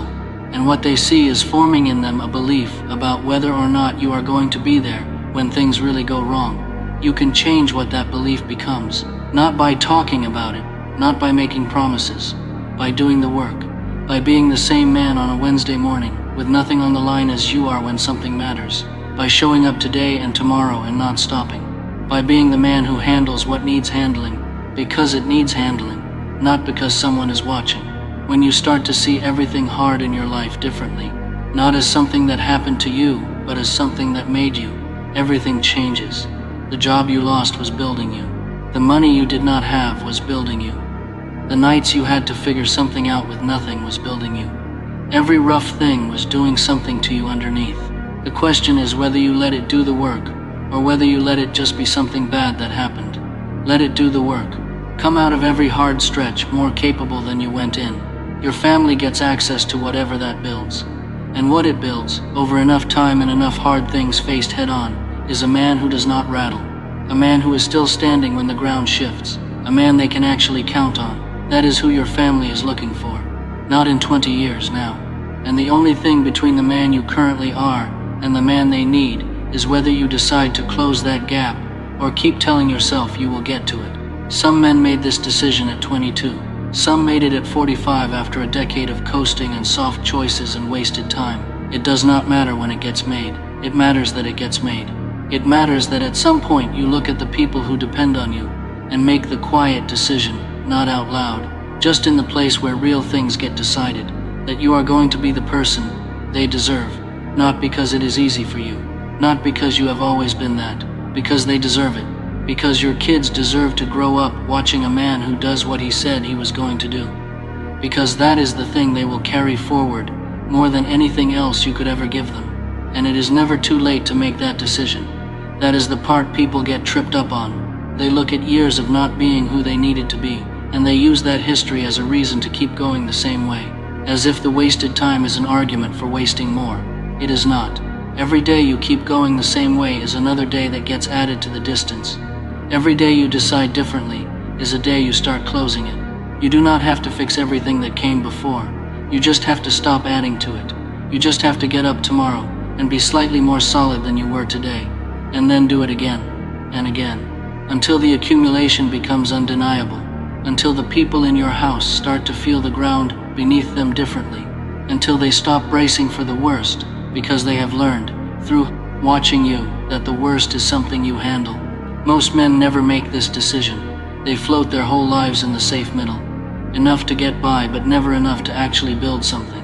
And their families live in the limits of what a floating man can give. Those limits touch everything, not just the bank account, the feeling of safety, the confidence that whatever comes, there is someone in this house who is going to handle it. Most families never feel that fully, because most men never gave it to them. Do not be one of those men. Not because of what people will think, because of what it cost your family when you are not the one they needed you to be. Get into the role, do the work, every day, with no applause and no guarantee and no perfect moment to start. Just do it. Stop waiting for circumstances to line up. They are not going to line up. The man your family needs does not wait for perfect conditions. He works in whatever conditions exist. He starts from wherever he is. He does not negotiate with himself about whether today is the right day. Today is always the right day. Tomorrow is always too late to start something you could have started today. The discomfort of doing this is real. The early mornings are real. The things you miss are real. The moments where you want to stop and do not stop, those are real. And all of that goes away eventually. What does not go away is the man it makes. The man who got tested and stayed in it. That man is what your children grow up next to. That man is the standard they hold themselves to when they are grown and trying to figure out what kind of person to be.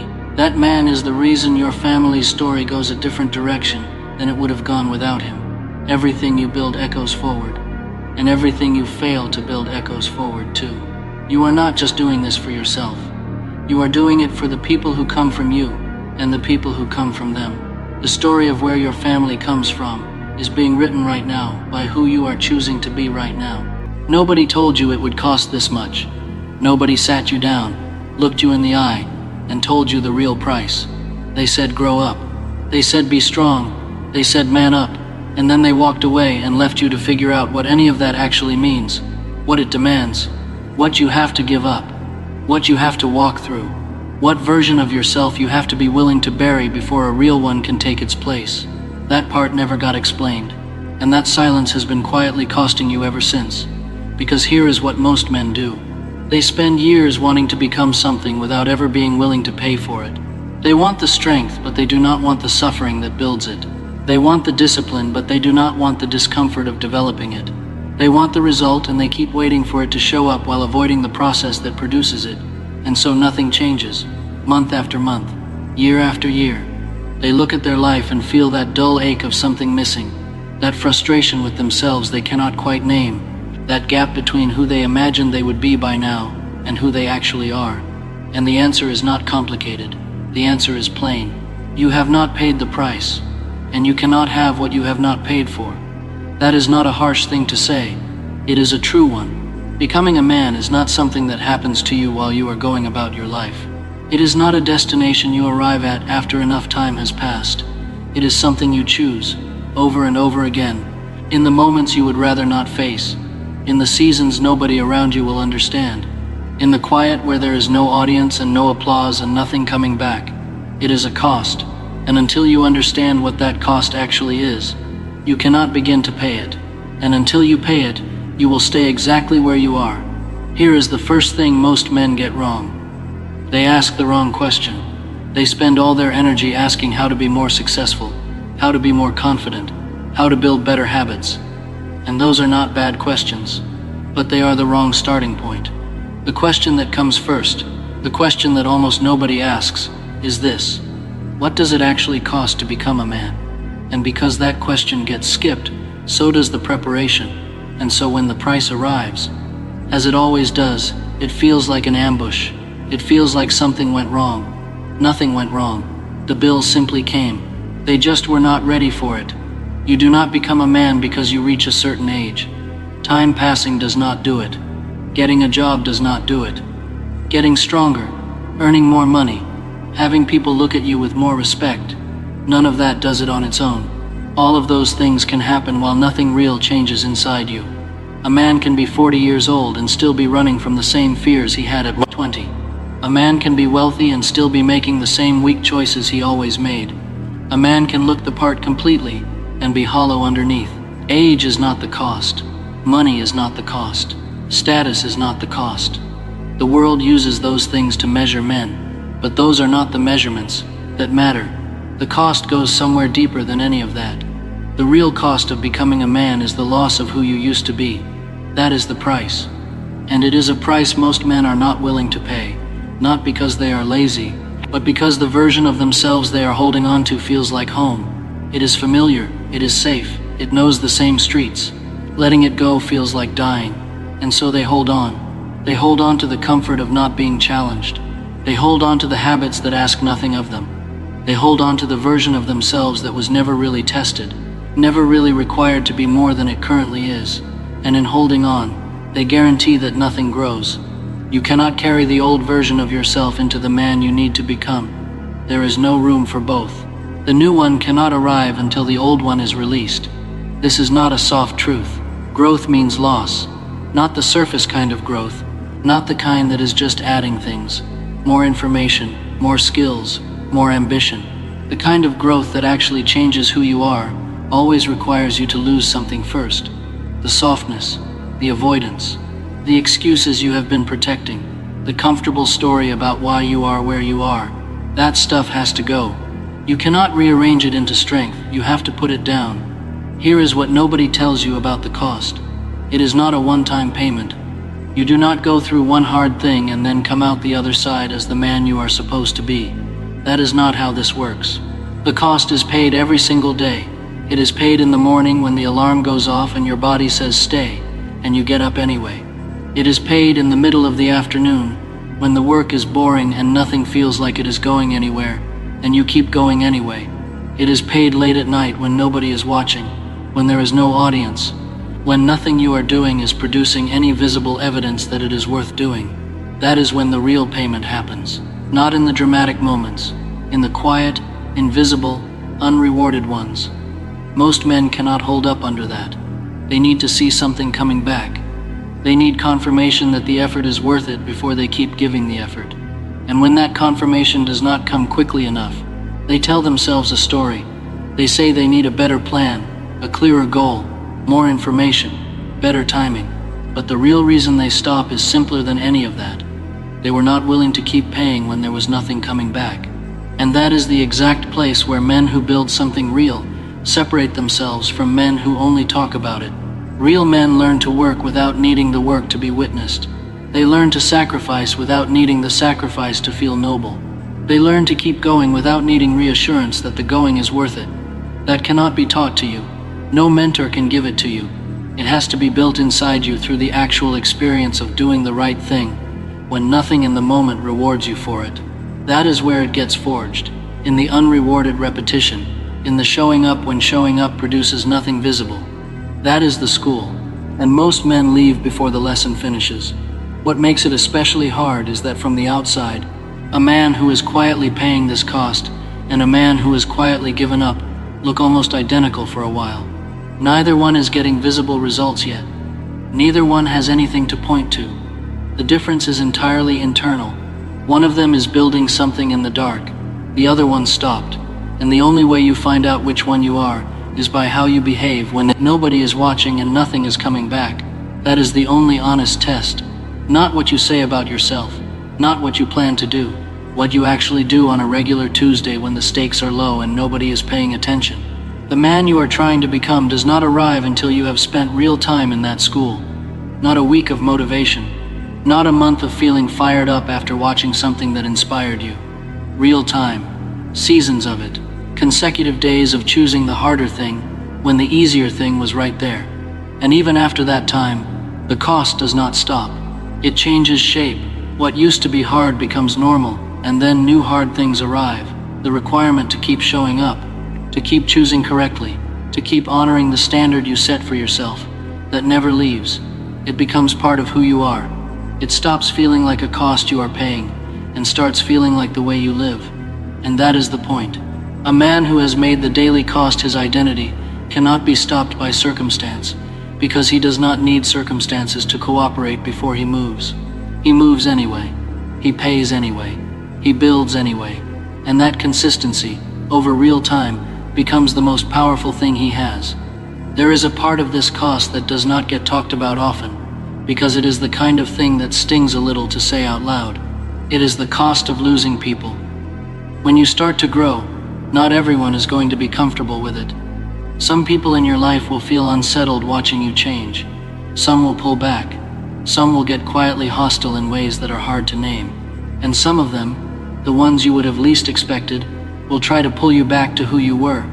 Not because they are evil, because who you were was easier for them. Your old self did not make them uncomfortable. Your old self did not ask anything of them. Your old self did not reflect back something they were trying not to look at, but your growth does. And rather than face what your growth is showing them about themselves, they will try to slow you down. That is one of the hardest parts of the whole cost. Not the discipline, not the early mornings, not the giving things up, the loneliness. The moment you understand that where you are going is not a place that everyone you love can come with you. The moment you realize that moving forward sometimes means moving in a direction nobody else around you is moving. And most men cannot sit with that. The approval of the people around them matters too much. The need to feel accepted by their circle is too strong, so they slow down. They make themselves smaller. They shrink back to a size that keeps everybody comfortable, and they call it being loyal. But what it actually is fear. Fear wearing a very convincing disguise. Real loyalty to the people who matter in your life looks like becoming the best version of yourself. Because a man who refuses to grow cannot lead anyone anywhere worth going. He cannot protect what he cares about. He cannot build anything real enough to pass on. A man who stays small to keep other people comfortable ends up failing everyone, including himself. The people who are genuinely for you will adjust. They may not understand it at first. They may struggle with the change. But real people come around. And the ones who would only stay if you stayed broken were never really your people. Losing them is not a loss. It is part of the cost. And it is worth paying. Walk that road without bitterness, without carrying the weight of their disapproval like it means something about your worth. You are not leaving people behind out of arrogance. You are moving forward because you have to, because staying small to manage other people's feelings is a betrayal of the life you were given. There is a difference between arrogance and responsibility. Know which one you are acting from, and walk, and understand something else about this. The people who matter to you will not always immediately understand what you are doing or why you have changed. Some of them will need time. Some of them will circle back months later and say, quietly, that they respect what they have watched you become. You will not need to explain yourself by then. Your life will have already said it. But in the middle of it, in the season when the changes are still happening and nobody around you has adjusted yet, you have to be willing to be misunderstood. That is also part of the cost, a small one compared to the rest, but real. Being misunderstood by people you care about is uncomfortable in a particular way that is hard to describe. You carry it, you pay it, and you keep moving. There is another part of this cost that requires something most men would rather avoid. It requires you to face yourself. Not the version of you that you project. Not the performance you have been putting on since you were old enough to know people were watching. The actual, unedited, no excuses version of who you are when no one is looking and you have nowhere to hide. That kind of honesty is one of the most uncomfortable things a man can sit with, which is exactly why most men never do it. They stay busy. They fill every hour with something so they never have to be still long enough to hear what the silence is actually saying. They pick up their phone the second any quiet arrives. They stay in motion because motion feels like progress even when it is just avoidance wearing running shoes. and they drift. Year after year they drift. They get older without getting clearer. They get busier without getting better. They accumulate more of everything except the one thing that would actually help them, which is an honest look at where they are and why. Think about the last time you sat alone with nothing. No phone, no music, no background noise. Just you and your thoughts and your life as it actually is, not as you tell the story of it, but as it actually is. Most men cannot remember. Some have not done that in years, and that is not an accident. That is the mind protecting itself from what it does not want to see. But a mind that cannot face truth cannot be relied on, and a man who cannot trust his own thinking is not being led by himself. He is being led by whatever is most comfortable in the moment, by fear, by habit, by the desire to stay exactly as he already is. And staying exactly as you already are is not neutral. It is a direction, the wrong one. There is something specific that happens in that silence when you finally stop running from it. You start to hear the gap between the man you perform for the world and the man you actually are when no one is watching. For most men, that gap is wider than they want to admit, and sitting with the width of that gap is painful. It is supposed to be painful. That pain is information. It is telling you something true about where you are and where you need to go. The men who build themselves into something real are not the men who never felt that gap. They are the men who felt it clearly and did not look away from it. The man who can face himself, really face himself, who can look at his own patterns without flinching, who can sit with what he sees and not immediately reach for an excuse or a justification. That man is already paying a cost that most men refuse. He is further down the road than he knows. Because everything starts with seeing clearly. You cannot address what you will not look at. You cannot change what you keep protecting. You cannot build anything solid on a foundation you have never honestly examined. The self-examination is not the whole cost, but without it, you cannot even find the beginning of the rest of it. You will just wander, convincing yourself you are searching for the path while actually avoiding it. There is a part of this cost that works so quietly that most men do not notice it until they are somewhere they never meant to be, looking back and wondering how they got there. It is the cost of the small choices, not the big decisions, not the turning point moments, not the choices that come with obvious stakes and pressure. The ordinary ones, the ones that feel like they do not count because nothing seems to be riding on them. Those are the ones that build you or gradually take you apart, slowly, without drama, without any signal that something important is being decided. Every morning you either get up when you said you would or you do not. Every time you sit down to work, you either do it or you find a reason not to. Every hour you either move towards something or you drift away from it. None of those moments feel significant on their own. That is the problem. That is how the damage gets done, or how the progress gets made. One small invisible choice at a time, accumulating into whoever you eventually become. Most men have been taught to think that the big moments are what shape them. The major decisions, the critical junctions, the dramatic turning points in life. But those big moments are just fruit. What you see at the top of the tree is the product of everything happening underground, and a man with weak roots will keep producing weak fruit no matter how hard he tries in the visible moments. You cannot make up for months of small surrenders with one big effort. The foundation gets built through thousands of choices that nobody ever rewards you for making. This is why the cost is genuinely hard to pay. It asks you to take seriously the moments that feel like they do not matter. It asks you to be disciplined on a Tuesday afternoon when nothing is at stake and nobody is watching, and you would not even blame yourself for letting it slide. It asks you to stop making the quality of your effort dependent on how you feel that day. That shift, from doing it when you feel like it to doing it because it is simply what you do now, that is the real cost. And most men never finish paying it. They are consistent when they are motivated, inconsistent when they are not, and because motivation is unreliable, so is everything they are trying to build. The man you are working toward does not wait to feel ready. He does not need conditions to be right before he starts. He has made a decision that is bigger than whatever mood he woke up in, and he honors that decision in the small moments, especially when honoring it requires something of him. Not because he is perfect, because he has decided who he is, and who he is does not negotiate with the small temptations to slip. That decision, held daily in the ordinary invisible moments, is where the actual cost is paid. You need to understand the cost of comfort, not the cost of difficulty, the cost of ease, because most men have it backwards. They are afraid of the hard path and comfortable with the easy one, not understanding that the easy one is actually more expensive in the ways that matter most, not in money, in time, in potential, in the version of themselves they quietly give up on while choosing what is soft over what is necessary. Comfort is not free. Every time you choose it when growth was available, you are paying a price. You just will not feel the bill until later, when later has arrived and you cannot do anything about the years that already passed.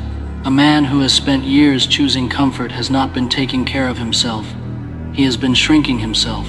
Slowly, his capacity for difficulty has been going down. His ability to endure something hard without falling apart has been getting smaller.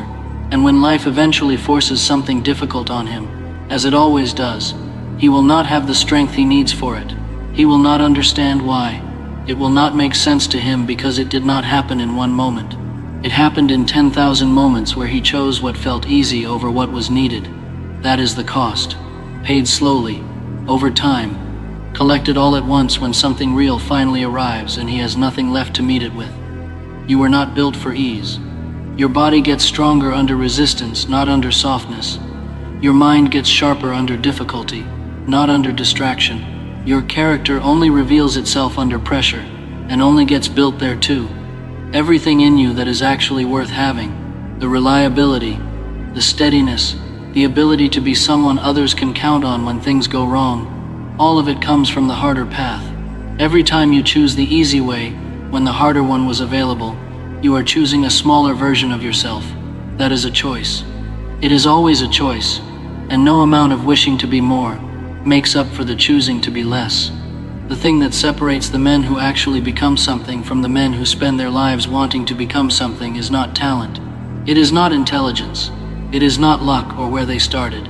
It is the willingness to keep choosing the harder path when the easier one is right there and nobody would blame them for taking it. That willingness is either in you or it is not yet in you. And if it is not yet, it can be built. But building it is the hardest thing, because you have to choose it before you feel it. You have to act like the man you are trying to become before you feel like him. You have to pay the cost before you see what the cost produces. There is a cost that comes in the form of silence, not peaceful silence, heavy silence. The kind that sits on you in the gap between the decision you made and the result that has not arrived yet. The kind that arrives when you are doing the work every day, with nothing to show for it. When you cannot yet tell anyone what you are building, because you are still in the foundation stages, and there is nothing visible above ground. That kind of silence is its own price, and most men cannot pay it. They need to talk about it. They need people to know they are working, to acknowledge that something is happening, to confirm that the journey is real even before the destination is visible. And when that confirmation does not come, when the silence persists, when no one is noticing or clapping, they begin to doubt. They start looking for evidence that what they are doing is working. When they cannot find it fast enough, they stop. They tell themselves it was the wrong direction, the wrong method, the wrong timing, but none of that was the problem. The only problem was that they needed external proof for work that is still internal, and internal work does not generate external proof yet, not while it is still happening. A man who is genuinely in the process of building himself does not announce the construction. He does not need the world to know he is changing in order to keep changing. He works in the quiet, and he trusts what he is building, even when he cannot see it yet. He understands that real change is invisible for a long time before it becomes visible. The roots have to grow deep before the tree has any height to show. The foundation has to be laid in the ground before anything rises above it. He is not bothered by the fact that nobody can see what he is doing yet, not because he does not care, because he cares about the work more than he cares about being seen doing it. That ability to work in silence without breaking, that is not a small thing. In a world that runs on display, on performance, on constant proof of progress, the man who can sustain himself through the long invisible season is rare. And what he eventually produces is something that does not depend on anyone else's eyes to stay standing. He built it on something that is actually inside him. That is the cost of the silence. And it is also what the silence builds, if you can stay in it long enough. The cost of becoming a man also includes failure, not the managed kind. Not the kind you can frame nicely as a learning experience from a safe distance. The kind that actually lands on you. The kind that makes you feel, at least for a while, like you were wrong about yourself. Like the version of you that you were trying to build was something you invented and not you, something real. Like the most honest thing you can do is accept the smaller version and stop reaching for something you were never going to be. That feeling lies. It lied to every man who ever listened to it. But in the moment, in the middle of genuine failure, it sounds more reasonable than it has ever sounded. And that is where a lot of men are actually lost. Not in the failure itself. In what they decide about the failure afterward. They take it as evidence. They agree with it. They let it speak as though it knows something final about who they are. And by agreeing with it, they make it permanent. Not because it was, but because they treated it as though it was. Failure is part of the path. It is not something that happens to the men who do not have what it takes. It is something that happens to every man who is actually trying to build something. Every man who has developed real strength has gone through seasons where his weakness was right on the surface for everyone to see. That is not the exception to the story of becoming a man. That is part of the story. The cost includes the willingness to fail, to feel the full weight of it, and to keep moving without using the failure as a reason to stop. Not pretending it did not happen. Not performing recovery for an audience. Just continuing, quietly. Because the failure was not the last word. Most men are not destroyed by what actually happens to them. They are destroyed by the story they tell themselves about what happened. The failure is an event. It ends. But the story a man builds around it can follow him for years. It can whisper at every new beginning. It can make him hesitate at every door. It can grow into something bigger and more convincing than the actual truth. And the actual truth is simple. He failed at something. That does not make him a failure.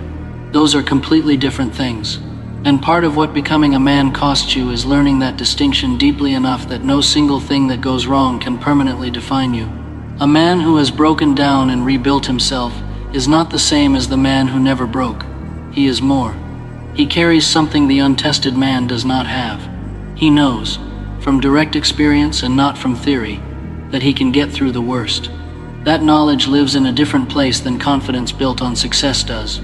It is quieter, more certain, and it changes how he walks into every new challenge. Because he is not guessing whether he has what it takes. He found out, the hard way. And that is the only way the finding out is worth anything. There is one more piece of this cost that does not get enough attention. The cost of holding a standard.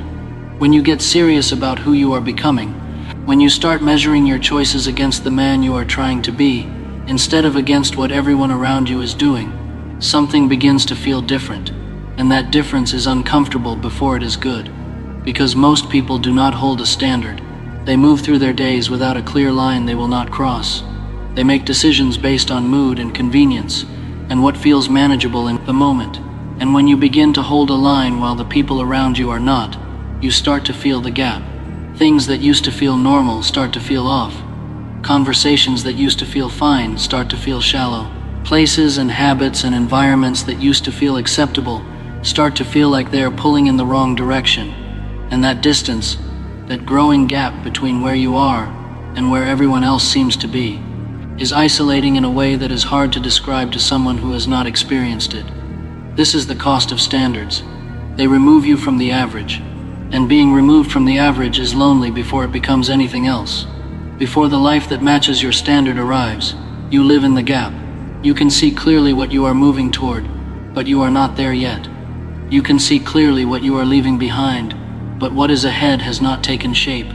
And in that gap, you carry the standard alone. No external confirmation that it is worth it. No community of people living the same way you are trying to live. Just the choice you made and the daily work of honoring it without evidence that honoring it is producing anything. Most men drop the standard here. The loneliness gets to them. The lack of anything coming back gets to them. They call it being realistic. They call it finding balance. They tell themselves that a lower standard is more honest. But the lower standard is not more honest. It is just less demanding. And the cost of choosing less demanding, in this case, is the life that was waiting on the other side of the standard you put down. The man who holds the line through that gap, through the loneliness and the silence and the season of nothing visible happening, that man is paying the real cost. And the life does catch up. The standard comes first and the life follows. But you have to hold the standard long enough for that to happen. Most men do not. What waits on the other side of all of it is not comfort. It is not ease. It is a man who has a different relationship with hard things than he used to have. A man who no longer fears difficulty the way he once did, because he has been through enough of it to know that he can handle it. He has proven that to himself, not by being told, but by doing. That proof is inside him now, in a place nothing can reach. It changes the way he makes decisions. It changes the way he faces things, because he is not wondering if he has what it takes anymore. He knows. And that knowledge is the most valuable thing a man can possess. Everything here comes down to one thing. Becoming a man is not an event. It is not a single decision, or a single season, or a single hard thing you go through, and then come out the other side finished. It is a daily renewal, a daily willingness to pay the same cost with the same seriousness you paid it yesterday. There is no point at which the work is done and the coast begins. The cost is ongoing. The work is ongoing. The standard has to be held ongoing. And the man who understands this and still chooses to keep going, that man becomes something that cannot be taken from him. Because what is built through real cost cannot be removed by circumstance. It is too deep. It is not performance. It is not image. It is identity. It is character.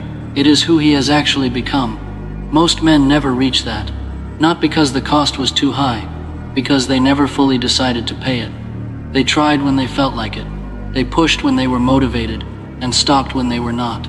They treated becoming a man like something optional, like a commitment with a flexible level, like something they could pursue on their own terms with no terms ever actually requiring them to give something real. And so they ended up in the middle. Not the man they used to be, but not the man they could have become.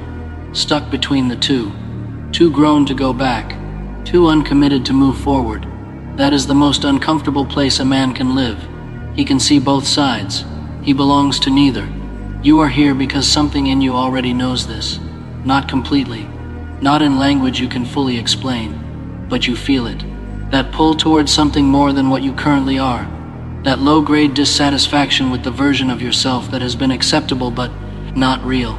That quiet voice that shows up in the moments when you are honest with yourself and tells you that more is required of you. That something is being postponed that should not be. That the life you were given deserves more than what you have been giving it. Do not quiet that voice. Do not drown it out or wait for it to soften into something more manageable. Let it be uncomfortable. Let it be loud. Let it keep telling you that you have not yet become what you were made to be, because that discomfort is not working against you. It is working for you. It is the cost of becoming trying to get your attention. Now you need to do something with this. Not tomorrow. Not once you feel ready. Right now. Because you will never feel completely ready, and waiting until you do is just delay with a different name. You need to decide, right now, what kind of man you are going to be. Not in the vague language of wanting and hoping and someday. Concretely, what you are going to do today. What you are going to stop doing today. What you are no longer going to negotiate with inside yourself. What standard you are going to hold starting now and refuse to lower no matter how hard it gets. Because everything you understood here means nothing if you walk back into the same patterns. All the clarity, all the honesty, all the recognition, it is worthless without a change in what you actually do. Knowledge that does not produce action is just a more sophisticated form of staying still. It lets you feel like you are moving when you are not. It lets you tell yourself you are serious, while your life reflects nothing of that seriousness. And a man who lies to himself about the most important question in his life, whether he is actually becoming what he keeps saying he wants to become, that man is not on the path. He is standing next to the path, looking at it, calling that the same thing as walking it. You do not need more understanding before you act. You have enough. You do not need more motivation. Motivation is not the cost, and it is not the answer. You do not need the right moment or the right conditions. You need one clear, honest, non-negotiable decision about who you are and what that is going to cost you. And then you need to honor it immediately. Not loudly, not publicly. In the quiet, in the small, in the first action that proves to yourself that the decision was real and not just another thought that passed through. Get up earlier. Do the work you have been putting off. Remove the thing you have been feeding that is making you weaker. Hold the line you have been lowering every time it got inconvenient. Say the true thing instead of the comfortable one. Do the specific thing you said you would do and have not yet done. Small, right now, real. Because the cost does not begin in the understanding of it. It begins in the doing of it. Every day, in private, without applause, without proof, without knowing what is waiting on the other side. Just the decision, and then the honoring of that decision, and then the slow, steady building of a man who is actually worthy of the life he was given. And when it is hard, because it will be hard, remember this. The cost being high means what you are building is worth something. Things that cost nothing produce nothing worth having. What gets forged under pressure holds together under pressure. And a man who has paid the real price for who he is cannot be made cheap by circumstance. He cannot be broken by what used to break him. He has become something that only exists because he paid what most men refuse to pay. The cost of becoming a man is real. It is ongoing. It is paid in private. It is paid in sacrifice and in failure, and in loneliness, and in the daily choice to keep going when stopping would be easier. It is the most expensive thing you will ever pursue, and it is the only thing worth the price. Because on the other side is not just a better life. On the other side is a man, a real one, built through something genuine and earned and deep enough that nothing can take it because nothing gave it. It was forged. You know what it costs. Now decide if you will pay it, and prove it, today. Not in a grand declaration. Not in a moment of hype that fades by morning. In one small, honest, private action that your old self would have avoided. That is where the decision becomes real. That is where the man you are becoming takes his first step. Everything else is just conversation. Pay the cost.